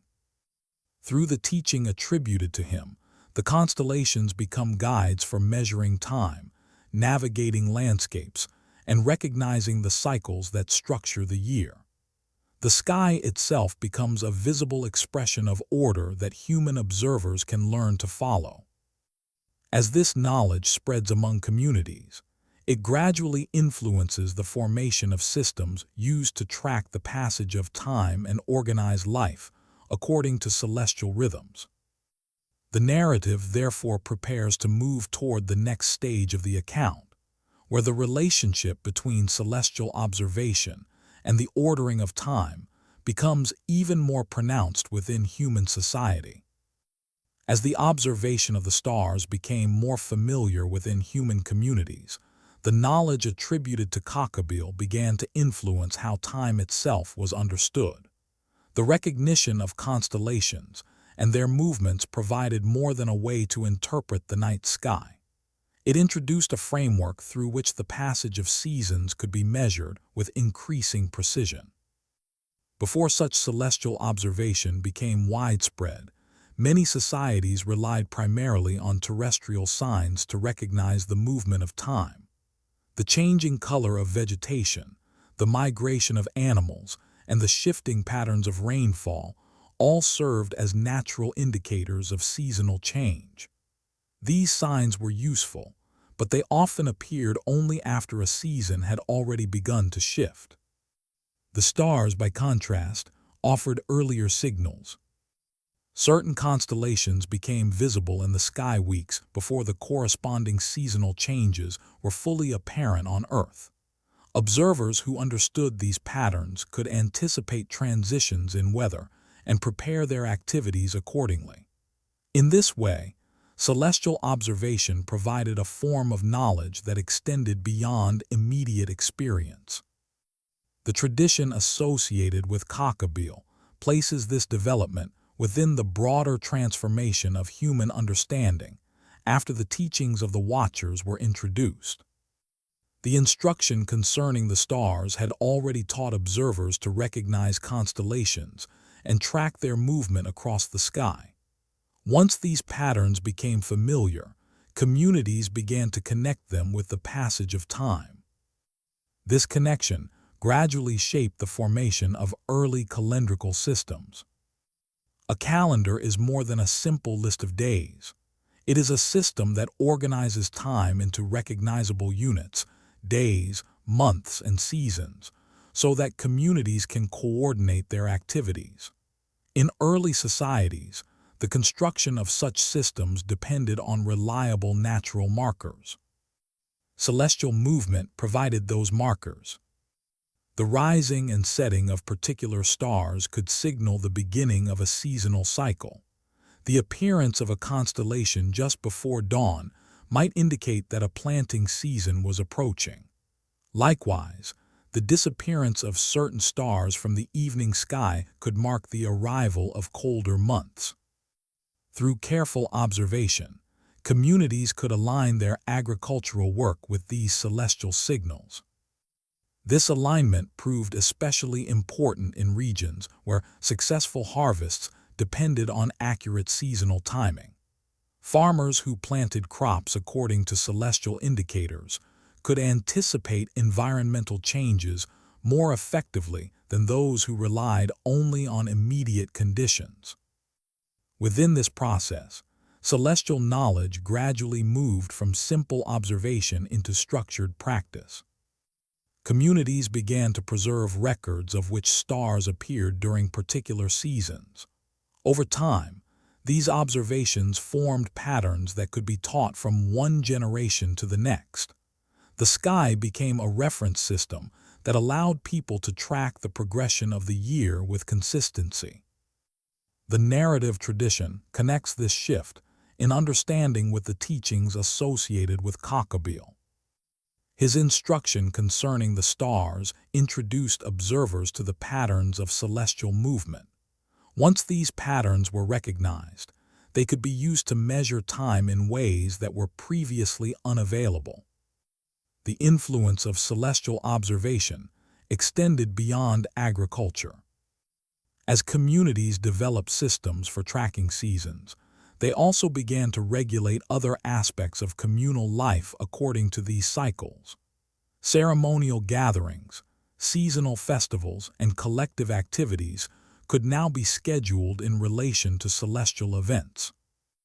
The appearance of a particular constellation might signal the beginning of a festival marking the turning of the year.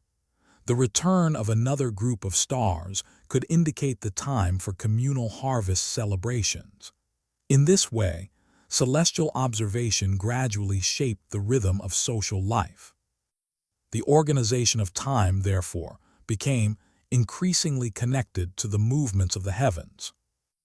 Rather than relying solely on terrestrial signs such as weather or plant growth, communities began to look upward for guidance. The sky offered a stable and repeating pattern that could structure the calendar of human activity. Within the narrative, this development represents a significant change in how humanity related to the cosmos. Previously, the heavens might have been viewed as distant and largely separate from daily life. With the introduction of celestial observation, the movements of the stars became directly relevant to decisions made on Earth. Time itself began to reflect celestial order. The passage of seasons, the scheduling of work, and the timing of ceremonies all became linked to patterns visible in the night sky. Human life started to align with rhythms that extended far beyond the Earth. This alignment introduced a new level of structure within early societies. Communities that shared the same celestial observations could coordinate their activities with greater precision. The appearance of certain stars could serve as widely recognized signals, allowing groups spread across large regions to follow similar seasonal schedules. Within the Watcher tradition, this transformation is presented as one of the consequences of the knowledge introduced after the descent. Kokabiel's association with the stars places him at the center of the narrative's explanation for how celestial observation entered human awareness. The patterns revealed through his instruction allowed observers to see the heavens as a system that governed time itself. Yet the texts begin to introduce a subtle tension within this development. While the organization of time according to celestial cycles brought practical benefits, it also represented a deeper understanding of the cosmic order. The ability to read the heavens meant that humanity was gaining insight into structures that had previously remained beyond human knowledge. The narrative therefore begins to suggest that such knowledge might carry implications that extend beyond its practical use. The stars reveal patterns that reflect the structure of the universe. To observe them carefully is to perceive rhythms that connect Earth with the wider cosmos. As celestial knowledge becomes integrated into systems of timekeeping, the narrative prepares to examine how this understanding begins to influence institutions and practices within human society. As celestial observation became integrated into the rhythms of daily life, the organization of time began to shift from informal recognition toward more structured systems. Communities that once relied mainly on immediate environmental signs now possessed a framework that allowed them to anticipate seasonal transitions with greater certainty. This shift gradually encouraged the development of shared calendrical practices. A calendar provided more than a method for tracking days. It established a communal agreement about when certain activities should occur. Agricultural work, seasonal festivals, and communal gatherings could now be aligned with specific points within the yearly cycle. The sky offered the markers that made such organization possible. When particular constellations appeared at predictable times of the year, they served as visible signals that entire communities could observe. The heavens therefore became a reference point that allowed large groups of people to follow the same seasonal schedule. Within this process, celestial knowledge moved from observation into institutional practice. Once patterns were recognized and repeated across generations, they became part of the collective memory of the community. Elders could teach younger observers how to identify the stars associated with particular seasons. In time, these observations formed the basis for early systems that measured months and years. Many ancient societies developed calendars that combined solar, lunar, and stellar observation. The phases of the moon offered a convenient way to measure shorter cycles within the year.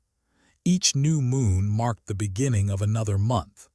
At the same time, The movement of constellations across the sky provided reference points that connected these months with the longer progression of seasons. By combining these observations, communities could construct calendars that organized both agricultural and ceremonial life. Planting seasons could be anticipated through the rising of particular stars before dawn. Harvest periods could be associated with the appearance of constellations in the evening sky. Ceremonial gatherings marking seasonal transitions could be scheduled according to these celestial signals. Within the Watcher tradition, Kokabiel's instruction concerning the stars becomes closely linked to this transformation in how societies measured time. The knowledge attributed to him involves recognizing patterns that repeat across the heavens. Once such patterns were understood, they provided a stable framework through which human communities could structure their lives. The heavens thus became a form of cosmic clock. Each constellation marked a position within the yearly cycle. As these constellations moved gradually across the sky, they signaled the passage of time in a way that could be observed by anyone familiar with their patterns. This connection between celestial movement and the organization of human life carried wider implications. The sky was not only a practical guide for agriculture or travel. In many ancient cultures, the heavens were also viewed as a reflection of the underlying order of creation. The regularity of celestial cycles suggested that the universe operated according to consistent principles. When human communities aligned their calendars with these cycles, they were in effect aligning their lives with the perceived order of the cosmos. Festivals marking the beginning of seasons often reflected this connection. A ceremony celebrating the arrival of spring might coincide with the appearance of a constellation that signaled the end of winter. Likewise, harvest celebrations could occur when stars associated with autumn rose prominently in the night sky. In this way, celestial observation shaped not only practical life, but also cultural identity. The sky became a shared reference through which communities understood the passage of time and their place within the wider universe. Generations of observers learned to recognize the same constellations and follow the same cycles, creating a continuity that extended across centuries. Within the narrative tradition, however, this development is not presented without tension. The texts begin to suggest that the knowledge revealed through the Watchers may have extended beyond what humanity was originally meant to possess. The ability to read celestial patterns and organize life according to them reflects a deeper understanding of the cosmic structure itself. For the writers who preserved these traditions, such knowledge carried a certain weight. It implied that humanity had gained access to insights previously associated with the heavenly realm. Observing the stars did not simply reveal practical information about seasons. It exposed patterns that hinted at the broader architecture of the universe. This recognition introduces a subtle concern within the narrative. If celestial knowledge reveals the structure of cosmic order, then its transmission from the Watchers to humanity represents more than the teaching of practical skills. It suggests that the boundary between heavenly knowledge and human understanding has begun to shift. The Watcher traditions consistently emphasize boundaries. The heavenly realm and the human world were originally understood as distinct domains, each with its own responsibilities and limits. The Watchers themselves had been appointed as observers rather than instructors. By introducing knowledge of celestial order, the narrative implies that this boundary has begun to blur. Human communities now possess the ability to read patterns within the heavens, patterns that reflect the rhythms governing the cosmos itself. Through this knowledge, they begin to perceive connections between earthly life and celestial movement. Within the story, Kokabiel's role, therefore, extends beyond simple instruction. His teaching concerning the stars becomes part of the larger transformation that occurs after the descent of the Watchers. The knowledge of celestial cycles shapes calendars, organizes festivals, and guides agricultural planning. At the same time, it raises questions about whether humanity was intended to possess such insight into the structure of the heavens. The narrative does not resolve this tension immediately. Instead, it allows the consequences of this knowledge to unfold gradually. As celestial observation spreads through human communities, the influence of the Watchers' teachings becomes increasingly visible within social practices and institutional structures. Calendars regulate the rhythm of life. Festivals follow celestial markers. Agricultural work aligns with the movement of constellations.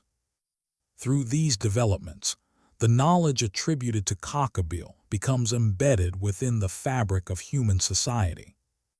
Yet the Watcher tradition continues to suggest that such transformations were not without consequence. The spread of knowledge once associated with the heavenly realm begins to alter the balance that originally separated the domains of heaven and earth. With celestial observation now shaping the organization of time itself, the narrative prepares to move toward the broader cultural changes that follow as the teachings of the Watchers spread across human communities.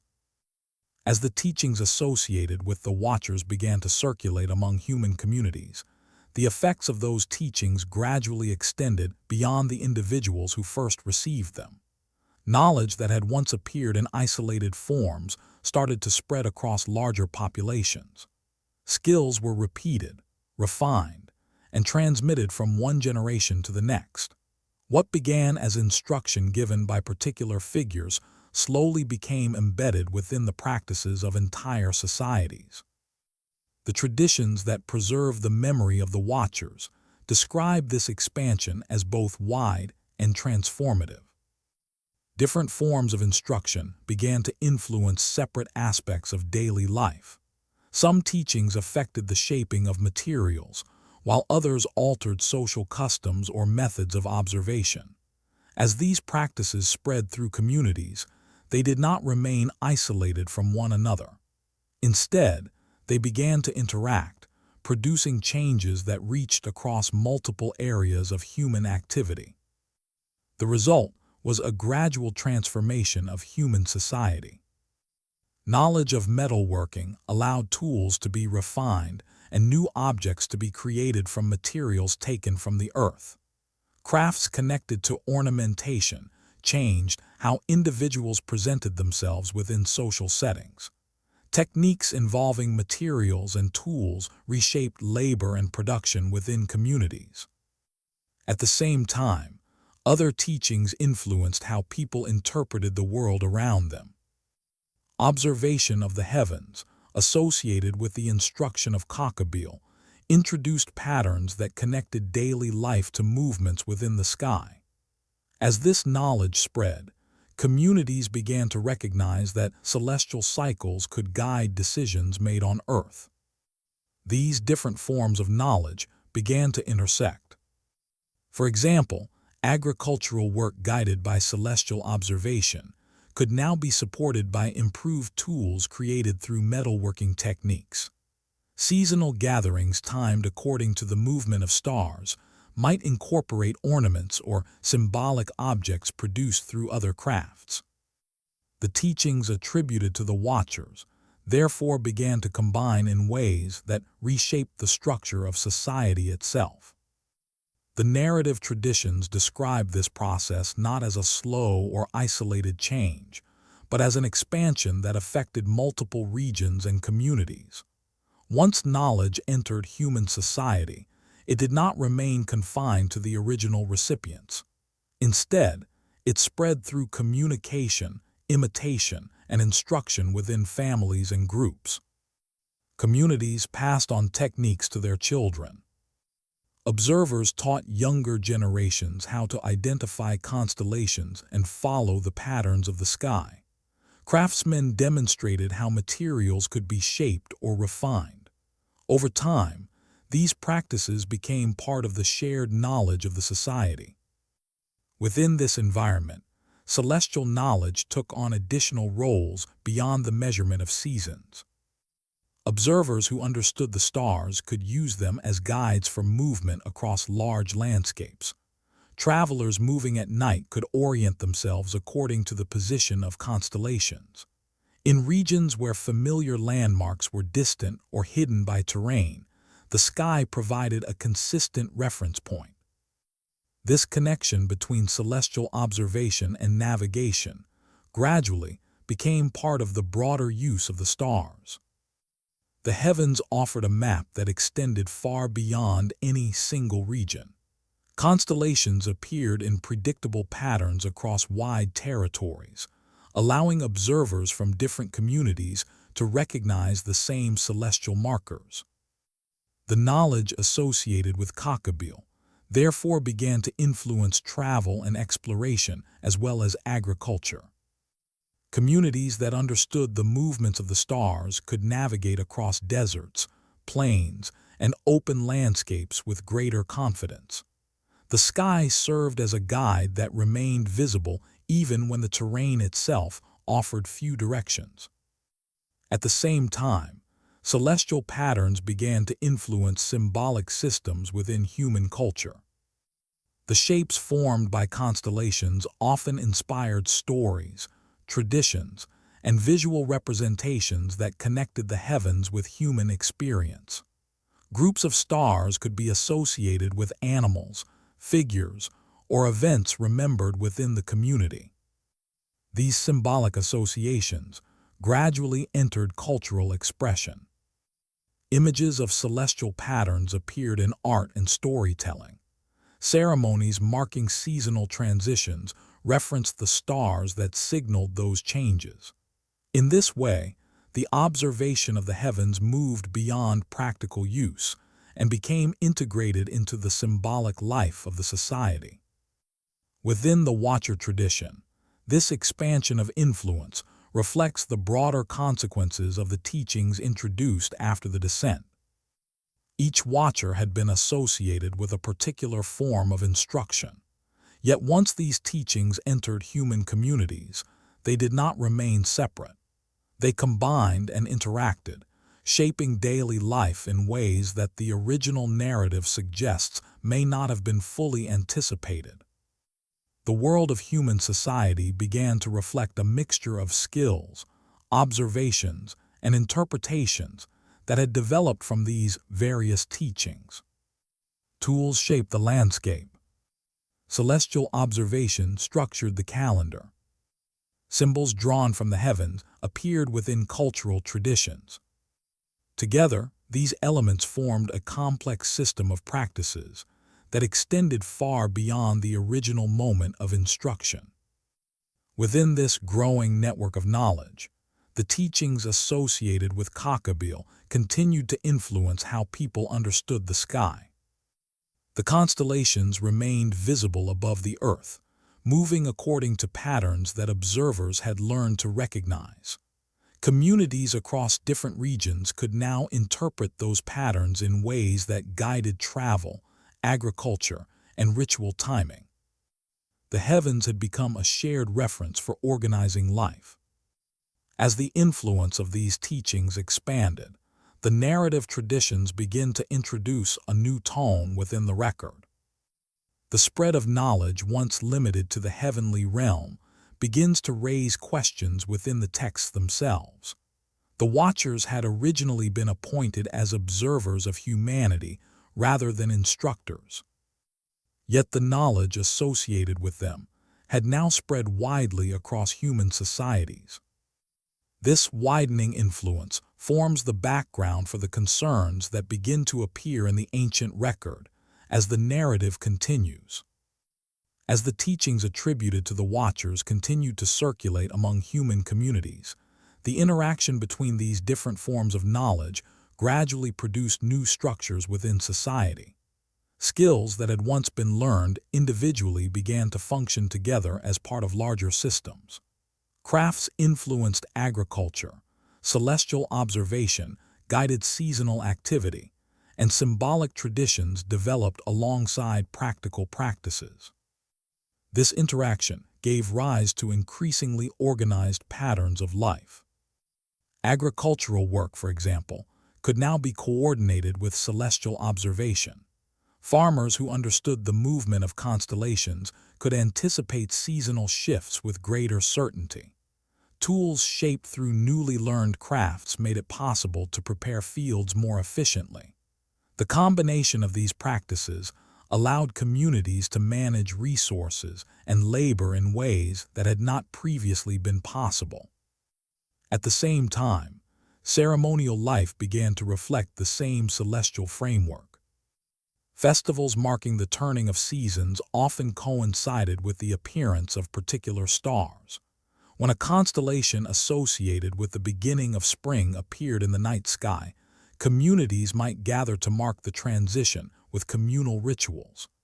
These gatherings reinforced the connection between the rhythms of the heavens and the rhythms of human society. Within these ceremonies, symbolic systems connected to the stars gradually developed. Constellations were sometimes associated with figures drawn from the natural world or from traditional stories preserved within the community. The shapes seen among the stars inspired images that appeared in carvings, woven designs, and storytelling traditions passed through generations. In this way, the heavens began to influence not only the practical organization of time, but also the cultural imagination. The sky offered patterns that people interpreted through stories and symbols, linking celestial observation with the collective identity of the community. Over time, these interpretations became part of the traditions that defined how societies understood their place within the wider cosmos. The influence of celestial knowledge also extended into navigation and movement across landscapes. Travelers who recognized constellations could orient themselves even in unfamiliar regions. The consistent movement of stars across the sky allowed observers to determine direction during long journeys. This ability proved valuable for trade routes, seasonal migrations, and communication between distant communities. The stars therefore became guides not only for time but also for space. Observers could follow the arc of certain constellations to maintain direction during night travel. In environments where landmarks were sparse, the sky served as a reliable reference that remained visible across vast distances. Within the narrative tradition, the teaching associated with Kokabiel stands at the center of this relationship between celestial observation and human activity. His instruction concerning the stars introduced patterns that gradually became integrated into many aspects of daily life. Timekeeping, navigation, ritual observance, and symbolic expression all drew upon the same celestial framework. The knowledge that once belonged to the heavens had now become part of human culture. Yet as the narrative continues, the ancient texts begin to express concern regarding the extent of this transformation. The Watchers had originally been described as observers appointed to maintain awareness of human activity. Their role was defined by distance. They were to watch the earth, not to alter the knowledge available within it. The spread of instruction among human societies, therefore, raises questions within the tradition. The teachings introduced by the Watchers had expanded far beyond their original context. Knowledge associated with the heavenly realm now shaped the daily practices of communities across many regions. The boundary that once separated divine knowledge from human understanding appeared to be weakening. The record begins to reflect this tension. While the practical benefits of the new knowledge are evident, the texts also suggest that the scale of these changes may have exceeded the limits originally established for humanity. Skills and observations once confined to the heavenly order were now influencing institutions, customs, and social organization. The Watcher traditions therefore portray the spread of instruction as both transformative and unsettling. Communities had gained the ability to observe celestial patterns, craft tools, and organize their societies with increasing complexity. At the same time, these developments suggested that the distinction between the heavenly realm and the human world had begun to blur. Within this broader transformation, Kokabiel's teaching continued to play a central role. The stars remained visible to all who looked upward. Their movements guided calendars, marked festivals, and helped travelers find direction. Through these patterns, the heavens became intertwined with the everyday rhythms of human life. The narrative, however, does not treat this development as a purely positive progression. The ancient writers who preserved the Watcher traditions appear aware that the spread of knowledge carried consequences beyond practical improvement. When knowledge once associated with the heavens entered the human world, it altered the balance that had originally defined the relationship between the two realms. The Watchers had crossed the boundary that once separated observation from instruction. Their teachings now shaped the structures of human society. As these teachings continued to influence communities across wide regions, the narrative begins to move toward the response that this transformation would eventually provoke within the heavenly order itself. The expansion of the Watchers' influence had reached a point where the effects of their instruction could no longer remain unnoticed within the broader cosmic framework. With knowledge spreading across human societies and altering the rhythms of life, the ancient record prepares to introduce the moment when the consequences of these changes begin to be addressed by the authorities of the heavenly realm. As the teachings attributed to the Watchers continued to influence human societies, the narrative preserved within the ancient texts begins to shift in tone. Earlier portions of the record had focused on the spread of knowledge and the transformation of human practices. Communities learned new crafts, developed systems of timekeeping, and began to interpret the heavens through patterns revealed in the night sky. Yet the tradition does not present this transformation as continuing indefinitely without consequence.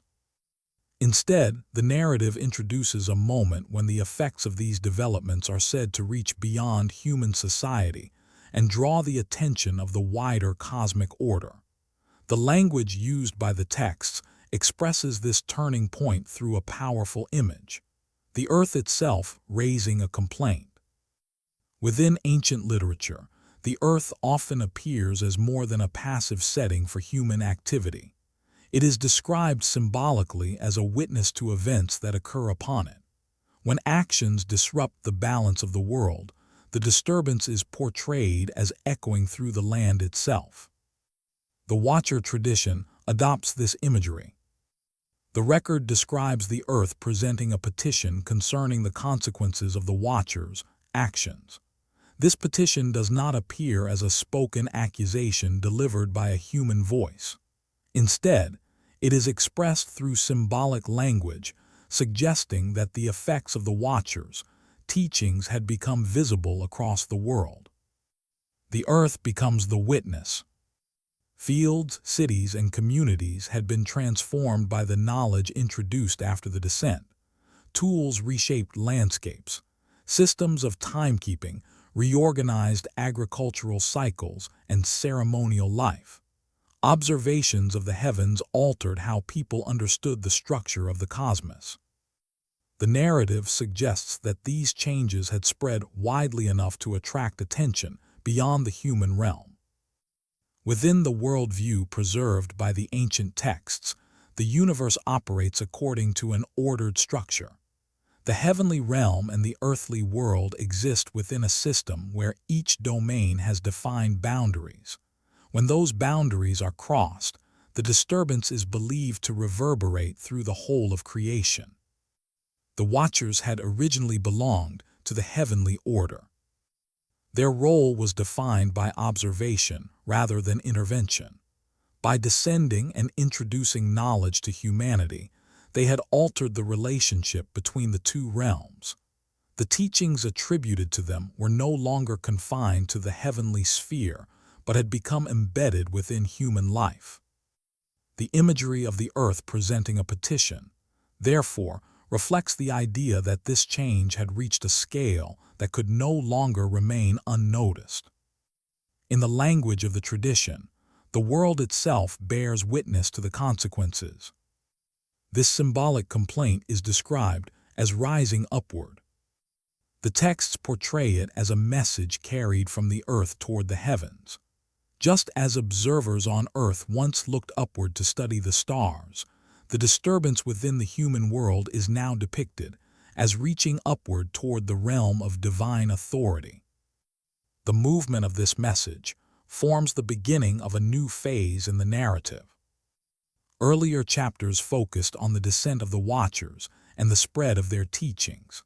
The petition of the earth marks the moment when attention turns back toward the heavenly order that originally appointed the Watchers as observers.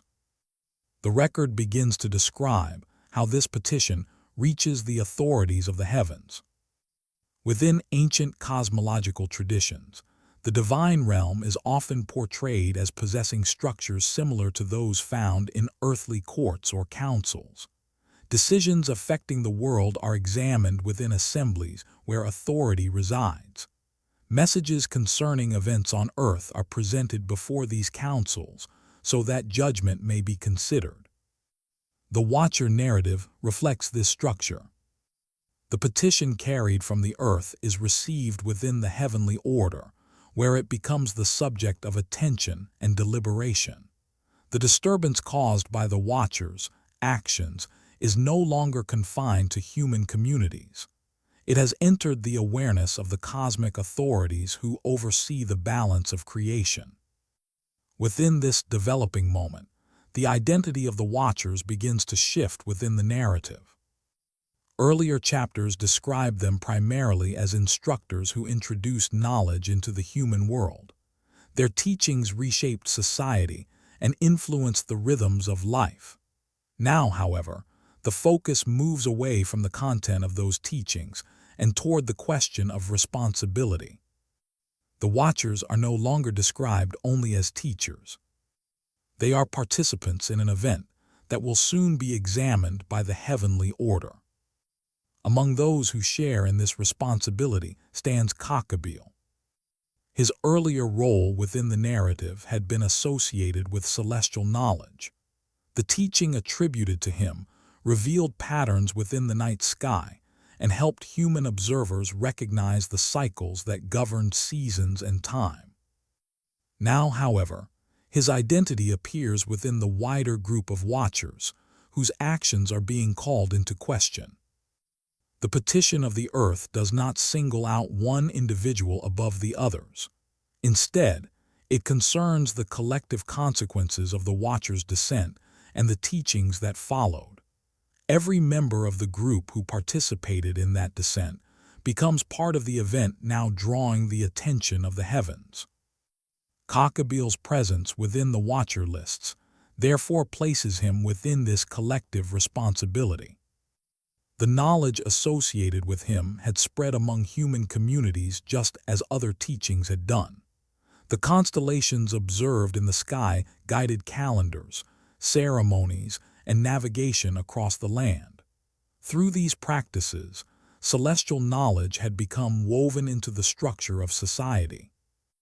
The narrative now pauses to recognize the scale of what had occurred. The teachings of the Watchers were no longer isolated acts of instruction. They had reshaped human understanding of tools, materials, time, and the cosmos itself. Such widespread transformation forms the background for the petition rising from the earth. Within the symbolic language of the tradition, the world itself bears witness to the consequences of the Watchers' actions. The disturbance has reached the heavens, and the authorities of the cosmic order are now aware that the boundaries once separating the two realms have been crossed. The narrative stands at a moment of transition. The descent of the Watchers had begun the movement of knowledge from heaven to earth. The petition of the earth now begins the movement of attention back toward the heavens. What follows will involve the response of the heavenly authorities, who oversee the order of creation. Once the petition of the earth reaches the heavenly realm, the narrative begins to describe a shift in attention within the cosmic order. The disturbance created by the Watchers' actions is no longer confined to the human world. It has entered the awareness of the heavenly authorities responsible for maintaining balance within creation. Ancient texts often portray the heavens as a place where matters affecting the world are examined through a form of divine assembly. Within these assemblies, events unfolding on earth are observed and considered before decisions are made. The Watcher narrative follows this pattern. The petition rising from the earth is received within this higher order. In the symbolic language of the tradition, the cry of the world carries evidence of the changes that have taken place. The spread of knowledge, the transformation of human practices, and the crossing of boundaries between heavenly and earthly domains are now presented before the authorities of the heavens. The disturbance is described not as a single event, but as a pattern that has extended across the world. Human societies had already begun organizing their lives around knowledge introduced by the Watchers. Tools shaped landscapes, celestial observations structured calendars, and symbolic traditions linked earthly life with the heavens above. These developments had become part of daily life. Yet within the narrative, the scale of these changes raises questions about whether the original order of creation has been preserved. The Watchers had once held a specific role. They were appointed to observe the earth, maintaining awareness of human activity while remaining within the heavenly domain. Their descent altered that role. Instead of observing from a distance, they entered the human world and introduced knowledge that reshaped the structure of society. The petition of the earth therefore signals that this alteration has consequences beyond human communities. It reflects the belief that when the established order of the cosmos is disrupted, the effects ripple outward through all levels of creation. The heavens, the earth, and the beings who inhabit them are interconnected within a single framework of order. Within this framework, the actions of the Watchers now become the subject of examination. The narrative begins to describe the preparation for judgment. Messages are carried through the heavenly realm, and attention turns toward the group whose descent initiated the changes observed on earth. The Watchers are no longer viewed only as teachers introducing new forms of knowledge.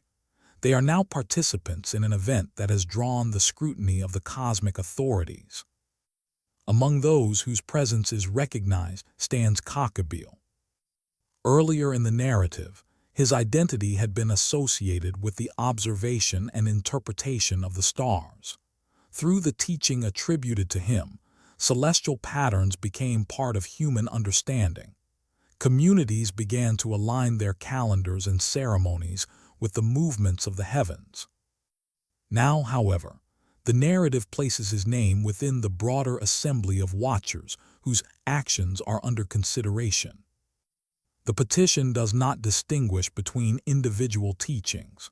Instead, it addresses the collective outcome of the Watchers' descent. Each member of the group shares in the responsibility for the transformation that has taken place within human society. This collective responsibility reflects the earlier oath sworn at Mount Hermon. The Watchers had bound themselves together before descending, agreeing that none would withdraw from the shared decision. The unity established by that oath now means that the consequences of their actions extend to every participant. Kokabiel therefore appears within the narrative, not only as the revealer of celestial knowledge, but also as one of the Watchers whose participation in the descent connects him to the events now under examination. The ancient record emphasizes that the petition of the earth has drawn attention to the entire group. The teachings introduced after the descent had spread widely. Knowledge of tools, materials, and celestial patterns had become part of the everyday structure of human life. The world itself bore witness to the scale of these transformations. In the symbolic language of the tradition, the earth's complaint functions as a signal that the effects of the Watchers' actions have reached beyond acceptable limits. The response of the heavens therefore moves toward judgment. Judgment in ancient cosmological narratives does not appear as a sudden or chaotic act. It follows a process of recognition, examination, and decision within the heavenly order. The petition of the earth marks the beginning of that process. The authorities of the heavens become aware of the disturbance. The Watchers who once belonged to the heavenly host are now identified as participants in the event that caused it. Their actions, once described as instruction given to humanity, are now viewed within the context of the broader balance of creation. The narrative pauses within this moment of preparation. The petition has been delivered. The disturbance has been recognized. The Watchers stand within the awareness of the heavenly order. For Kokabiel and the others who descended, this marks a new stage in the story. Their earlier roles as teachers who introduced knowledge into the human world have given way to a different position within the narrative. They now appear as figures whose actions will soon be addressed by the authorities responsible for maintaining the order of heaven and earth. The ancient record therefore prepares to move toward the stage where the response of the heavenly council will be revealed. The petition of the earth has fulfilled its purpose. The heavens have heard the disturbance. The Watchers, once observers and later instructors, now stand within the unfolding process that will determine how the balance of the cosmos is to be restored. As the petition of the earth reaches the heavenly realm and the consequences of the Watchers' actions come fully into view, the narrative moves toward a decisive moment within the cosmic order. The texts describe the response not as an immediate act of destruction, but as a process carried out within the structure of the heavenly council. Authority resides in this assembly, and matters affecting the balance between heaven and earth are addressed through its deliberation. Within the ancient traditions, the heavenly council represents the place where order is maintained. It is here that the actions of the Watchers are brought into consideration. The disturbance caused by their descent and the spread of knowledge among humanity now stands before the authority that governs the structure of creation. The narrative presents the Watchers not as distant figures, but as participants whose names are known. Earlier portions of the record carefully preserved those names within catalogs, identifying the members of the Watcher host. Those lists now serve a new purpose. They identify the individuals whose actions are to be addressed by the heavenly decree. The judgment therefore concerns the group as a whole. The Watchers had sworn an oath before descending, binding themselves together in a shared decision. That unity now shapes the response of the heavenly council. Because the descent was a collective act, the judgment is likewise directed toward the entire assembly of Watchers who took part in it. The texts describe decrees issued against those who had crossed the boundary between observation and instruction. The Watchers had originally been appointed as observers of humanity. Their role was to watch the unfolding of the human world while remaining within the heavenly order. By descending and introducing knowledge to human societies, they stepped beyond that appointed role.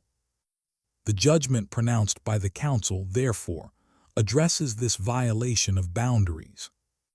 The narrative emphasizes that the purpose of the decree is not simply punishment, but restoration. The cosmic order that once separated heaven from earth had been disrupted by the actions of the Watchers. The response of the heavenly authorities seeks to restore that order and reestablish the boundaries that had originally governed the relationship between the two realms. To accomplish this, measures are described that prevent further interaction between the Watchers and the human world. The traditions speak of restraints placed upon the Watchers who descended. These restraints serve to limit their influence and halt the continuation of their teachings among humanity. In this way, the flow of knowledge from the heavenly realm to the human world is brought to an end. The narrative portrays this act as a decisive turning point. The era in which the Watchers introduced new forms of knowledge into human society comes to a close. The cosmic order begins to return to its earlier structure, where the heavenly and earthly realms remain distinct from one another. Within the judgment pronounced by the Council, each Watcher's participation becomes part of the collective record. The lists that once identified them as members of the heavenly host now function as a catalog of those whose actions are being addressed. The narrative recognizes each name within the broader decree. Among these names appears Kokabiel. Earlier in the story, his role had been associated with the teaching of celestial knowledge. Through the instruction attributed to him, human observers learned to recognize constellations and follow the movements of the stars. This knowledge had shaped the development of calendars, agricultural timing, and navigation across landscapes. Now that teaching becomes part of the examination conducted by the Heavenly Council. The narrative does not single out Kokabiel above the others, but it places his role within the wider account of the Watcher's actions. The celestial knowledge introduced through his instruction forms one element of the larger transformation that had spread across human societies. In the context of judgment, that transformation is viewed through a different lens. What had once been described as instruction is now considered a crossing of boundaries between realms. The knowledge revealed by the Watchers had extended beyond the limits originally established for humanity. The response of the Heavenly Council, therefore, addresses the consequences of that revelation. The decrees described in the tradition aim to restore the separation between the heavenly order and the human world. By restraining the Watchers and ending their direct influence, the Council seeks to prevent further disruption of the cosmic balance. The narrative emphasizes that this action is carried out with the purpose of preserving order. Heaven and earth are once again placed within their respective domains. The Watchers who had descended are no longer able to act among humanity as instructors. Their role within the story changes from active participants to figures whose actions have been brought to a close. Within this turning point, Kokabiel's identity as the teacher of celestial observation becomes part of the broader account examined by the Heavenly Council. The constellations remain in the sky, continuing their movements across the heavens as they always had. Human observers may still see the stars above them, but the narrative suggests that the period in which heavenly beings directly introduced such knowledge has ended. The judgment pronounced against the Watchers, therefore, marks the closing of the era that began with the descent at Mount Hermon. The story now moves toward its final stage, where the memory of these events is preserved within the traditions that carried the narrative forward through generations. As the decrees of the Heavenly Council take effect, the narrative describes a gradual restoration of the structure that once governed the relationship between heaven and earth. The Watchers who descended are no longer free to act within the human world. The authority that originally appointed them as observers now intervenes to limit their influence and bring their actions to a close. The traditions portray this response as deliberate and structured. Judgment is not described as an act of uncontrolled force. Instead, It unfolds through measures intended to prevent further disruption of the cosmic order. The Watchers who had introduced knowledge among humanity are restrained so that the boundary separating the heavenly realm from the earth can be restored. This restoration carries symbolic significance within the narrative. The heavens once again assume their position as the domain of divine authority, while the earth returns to its role as the realm of human life. The crossing of boundaries that began with the descent of the Watchers is brought to an end. Within this process, the earlier lists of names acquire renewed importance. The catalogs preserved in the texts had originally identified the Watchers who participated in the descent. Now those same names serve as part of the record through which responsibility for the event is remembered. Each Watcher's identity remains attached to the actions that took place during that period. Among these names stands Kokabiel. His association with the teaching of celestial knowledge had shaped earlier chapters of the narrative. The instruction attributed to him revealed patterns within the night sky and helped human observers recognize the cycles governing seasons and time. During the period following the descent, that knowledge had become integrated into human life.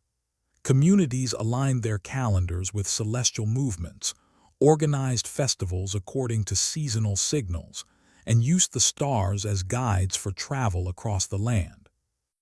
Yet within the context of the heavenly council's judgment, these teachings are now viewed alongside the other forms of knowledge introduced by the Watchers. The narrative treats them as part of a collective transformation that exceeded the boundaries originally established between the heavenly and earthly realms. While each Watcher had been associated with a different domain of instruction, the Council's decree addresses the entire group whose actions had altered the balance of creation. The judgment therefore functions as a closing chapter for the period of instruction. The knowledge introduced during that time continues to exist within human society, but the direct involvement of the Watchers comes to an end. The heavens once again stand apart from the daily activities of the human world. This separation reflects the underlying principle guiding the narrative. The cosmos operates according to an order in which each realm holds a defined place. The heavenly realm contains authority and knowledge associated with the divine structure of creation. The human world unfolds beneath that authority, governed by its own rhythms and responsibilities. When the Watchers crossed the boundary between these realms, the order of creation was disrupted. The judgment described by the text seeks to restore that order by reaffirming the distinction between heaven and earth. The Watchers who had once acted as instructors are no longer able to continue their teachings among humanity. Within this restored structure, the memory of the events surrounding the Watchers becomes an enduring part of the tradition. The narrative preserves the names of those involved and records the consequences of their actions. The descent at Mount Hermon, the spread of knowledge among human societies, and the petition of the earth all remain within the written record. These events form a cycle within the story. The Watchers descend from the heavens. Their teachings spread across the earth. The disturbance reaches the attention of the heavenly council. Judgment is issued to restore the balance that had been disrupted. For Kokabiel, this sequence defines his place within the narrative. He appears first within the catalogs of the Watchers, identified as one of those who descended. His instruction concerning the stars introduces celestial knowledge into human awareness. Later, his name stands among those examined by the heavenly council when the consequences of the descent are addressed. The story does not present him as acting alone. Like the other Watchers, he belongs to the collective body that participated in the oath on Mount Hermon and the events that followed. His role as a teacher of the stars forms one part of the wider transformation attributed to the Watchers as a group. When the judgment is issued, the entire assembly is included within the decree. The narrative therefore closes this stage by returning attention to the order of the cosmos itself. The heavens remain above the earth, following their patterns of movement. The stars continue their cycles across the night sky.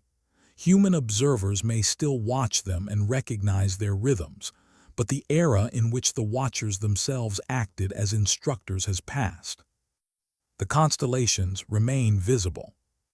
The knowledge introduced during the descent continues to influence human society. But the direct connection between the heavenly host and the human world has been severed. With the judgment complete and the cosmic order restored, the narrative prepares to move toward its final reflection, examining how the memory of the Watchers and their teachings was preserved within later traditions and texts that carried the story forward through the centuries. After the judgment pronounced against the Watchers and the restoration of the boundaries between heaven and earth, the narrative preserved within ancient texts moves into its final stage. The direct events surrounding the descent come to an end, but the memory of those events does not disappear. Instead, the story continues to live within the writings and traditions that recorded it. Within these later texts, the names of the Watchers remain carefully preserved. Ancient writers often treated names as essential elements of historical memory. To record a name was to acknowledge the role of an individual within the unfolding of a narrative. Even when the events themselves belonged to a distant past, the preservation of names ensured that the identities connected to those events were not lost. The Watcher tradition follows this pattern. Lists of names appear again in later manuscripts and commentaries that revisit the earlier narrative. These catalogs serve as reminders of the figures who were associated with the descent and the teachings that followed.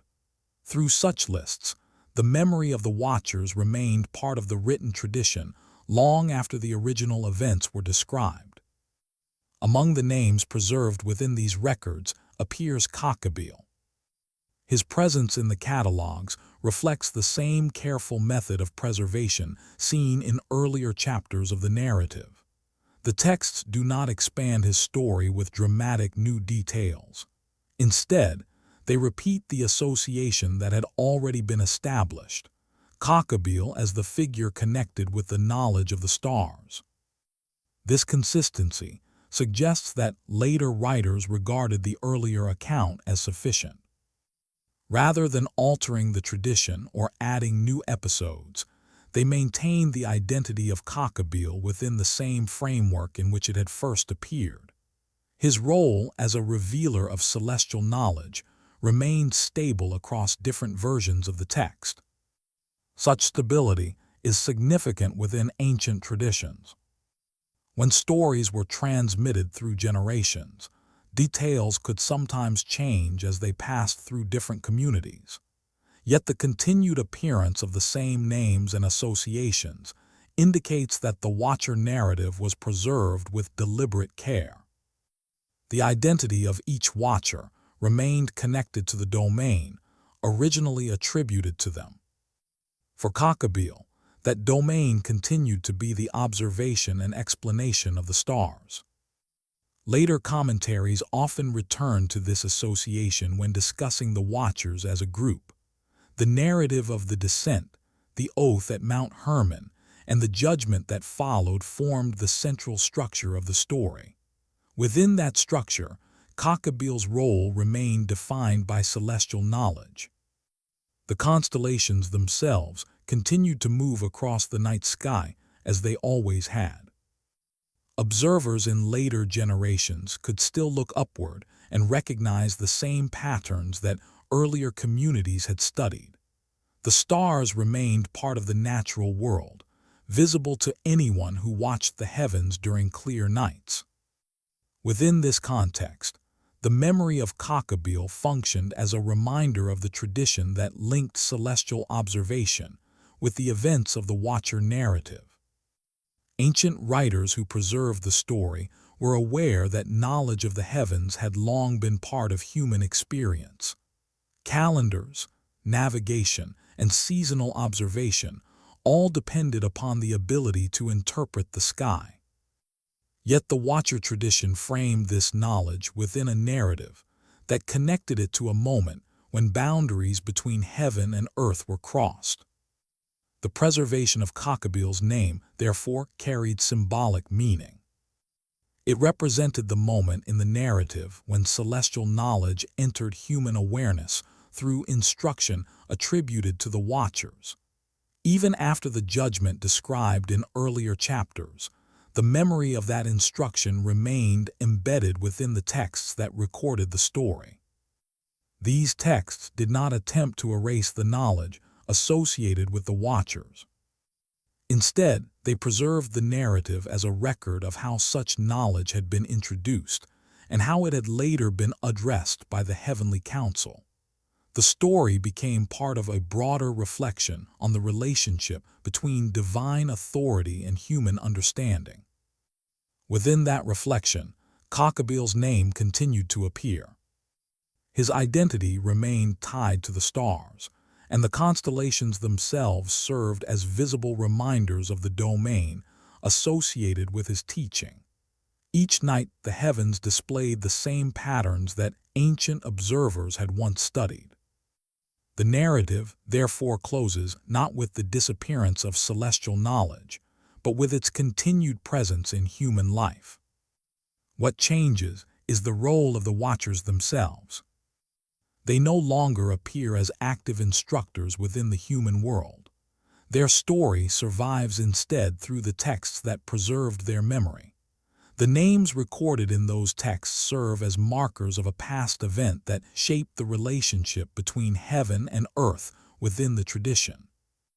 Kokabiel's legacy exists primarily within this written memory. His identity remains connected to the teaching of the stars, and his name continues to appear wherever the Watcher lists are repeated in later manuscripts. Through these records, the narrative maintains its connection to the earlier chapters of the story.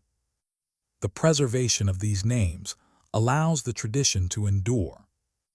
Readers encountering the story in later generations would recognize the same figures and the same associations that had been recorded in earlier texts. The continuity of these records ensured that the Watcher narrative remained part of the larger body of ancient cosmological literature. Within this enduring memory, Kokabiel stands as one of the figures whose name carries forward the link between celestial knowledge and the story of the Watchers. As the traditions concerning the Watchers continued to circulate through later centuries, the narrative surrounding their descent and judgment gradually became part of a broader body of ancient literature. The story was preserved not only in its original form, but also in commentaries, summaries, and references that appeared in different texts concerned with cosmology, heavenly beings, and the boundaries of knowledge. Within these later references, the names of the Watchers remained an important feature of the tradition. Writers who revisited the narrative often repeated the catalogs that identified the members of the Watcher assembly. These lists served as reminders of the individuals associated with the descent and the events that followed.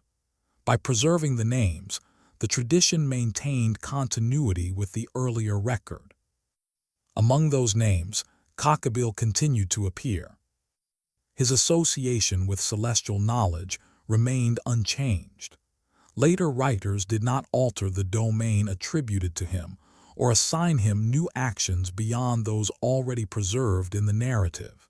Instead, they repeated the same connection between his name and the teaching of the stars. This repetition reflects the careful manner in which ancient traditions preserved memory.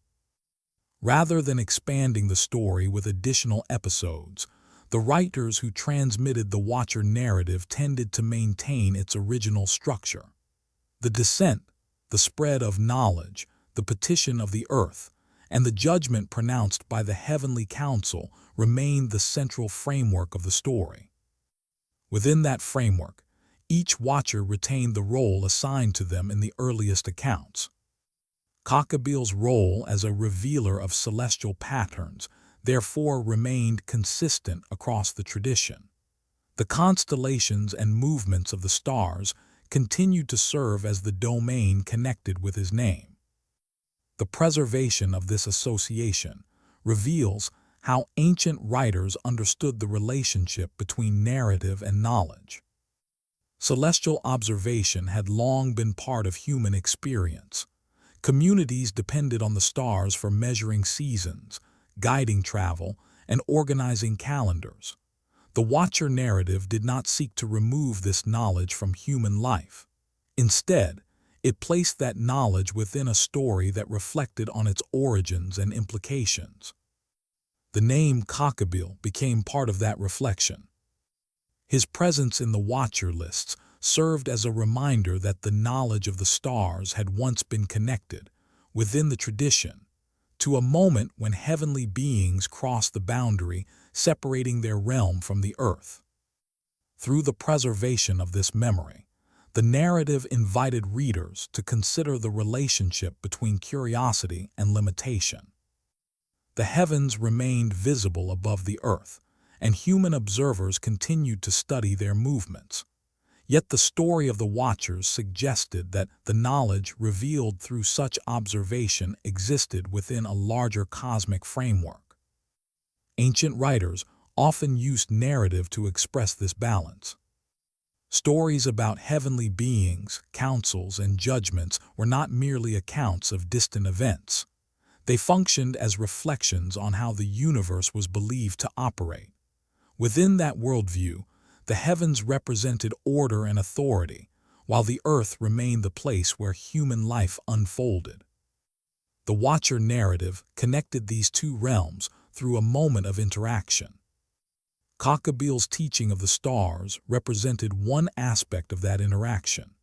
His instruction allowed humanity to recognize patterns within the heavens and align daily life with celestial rhythms.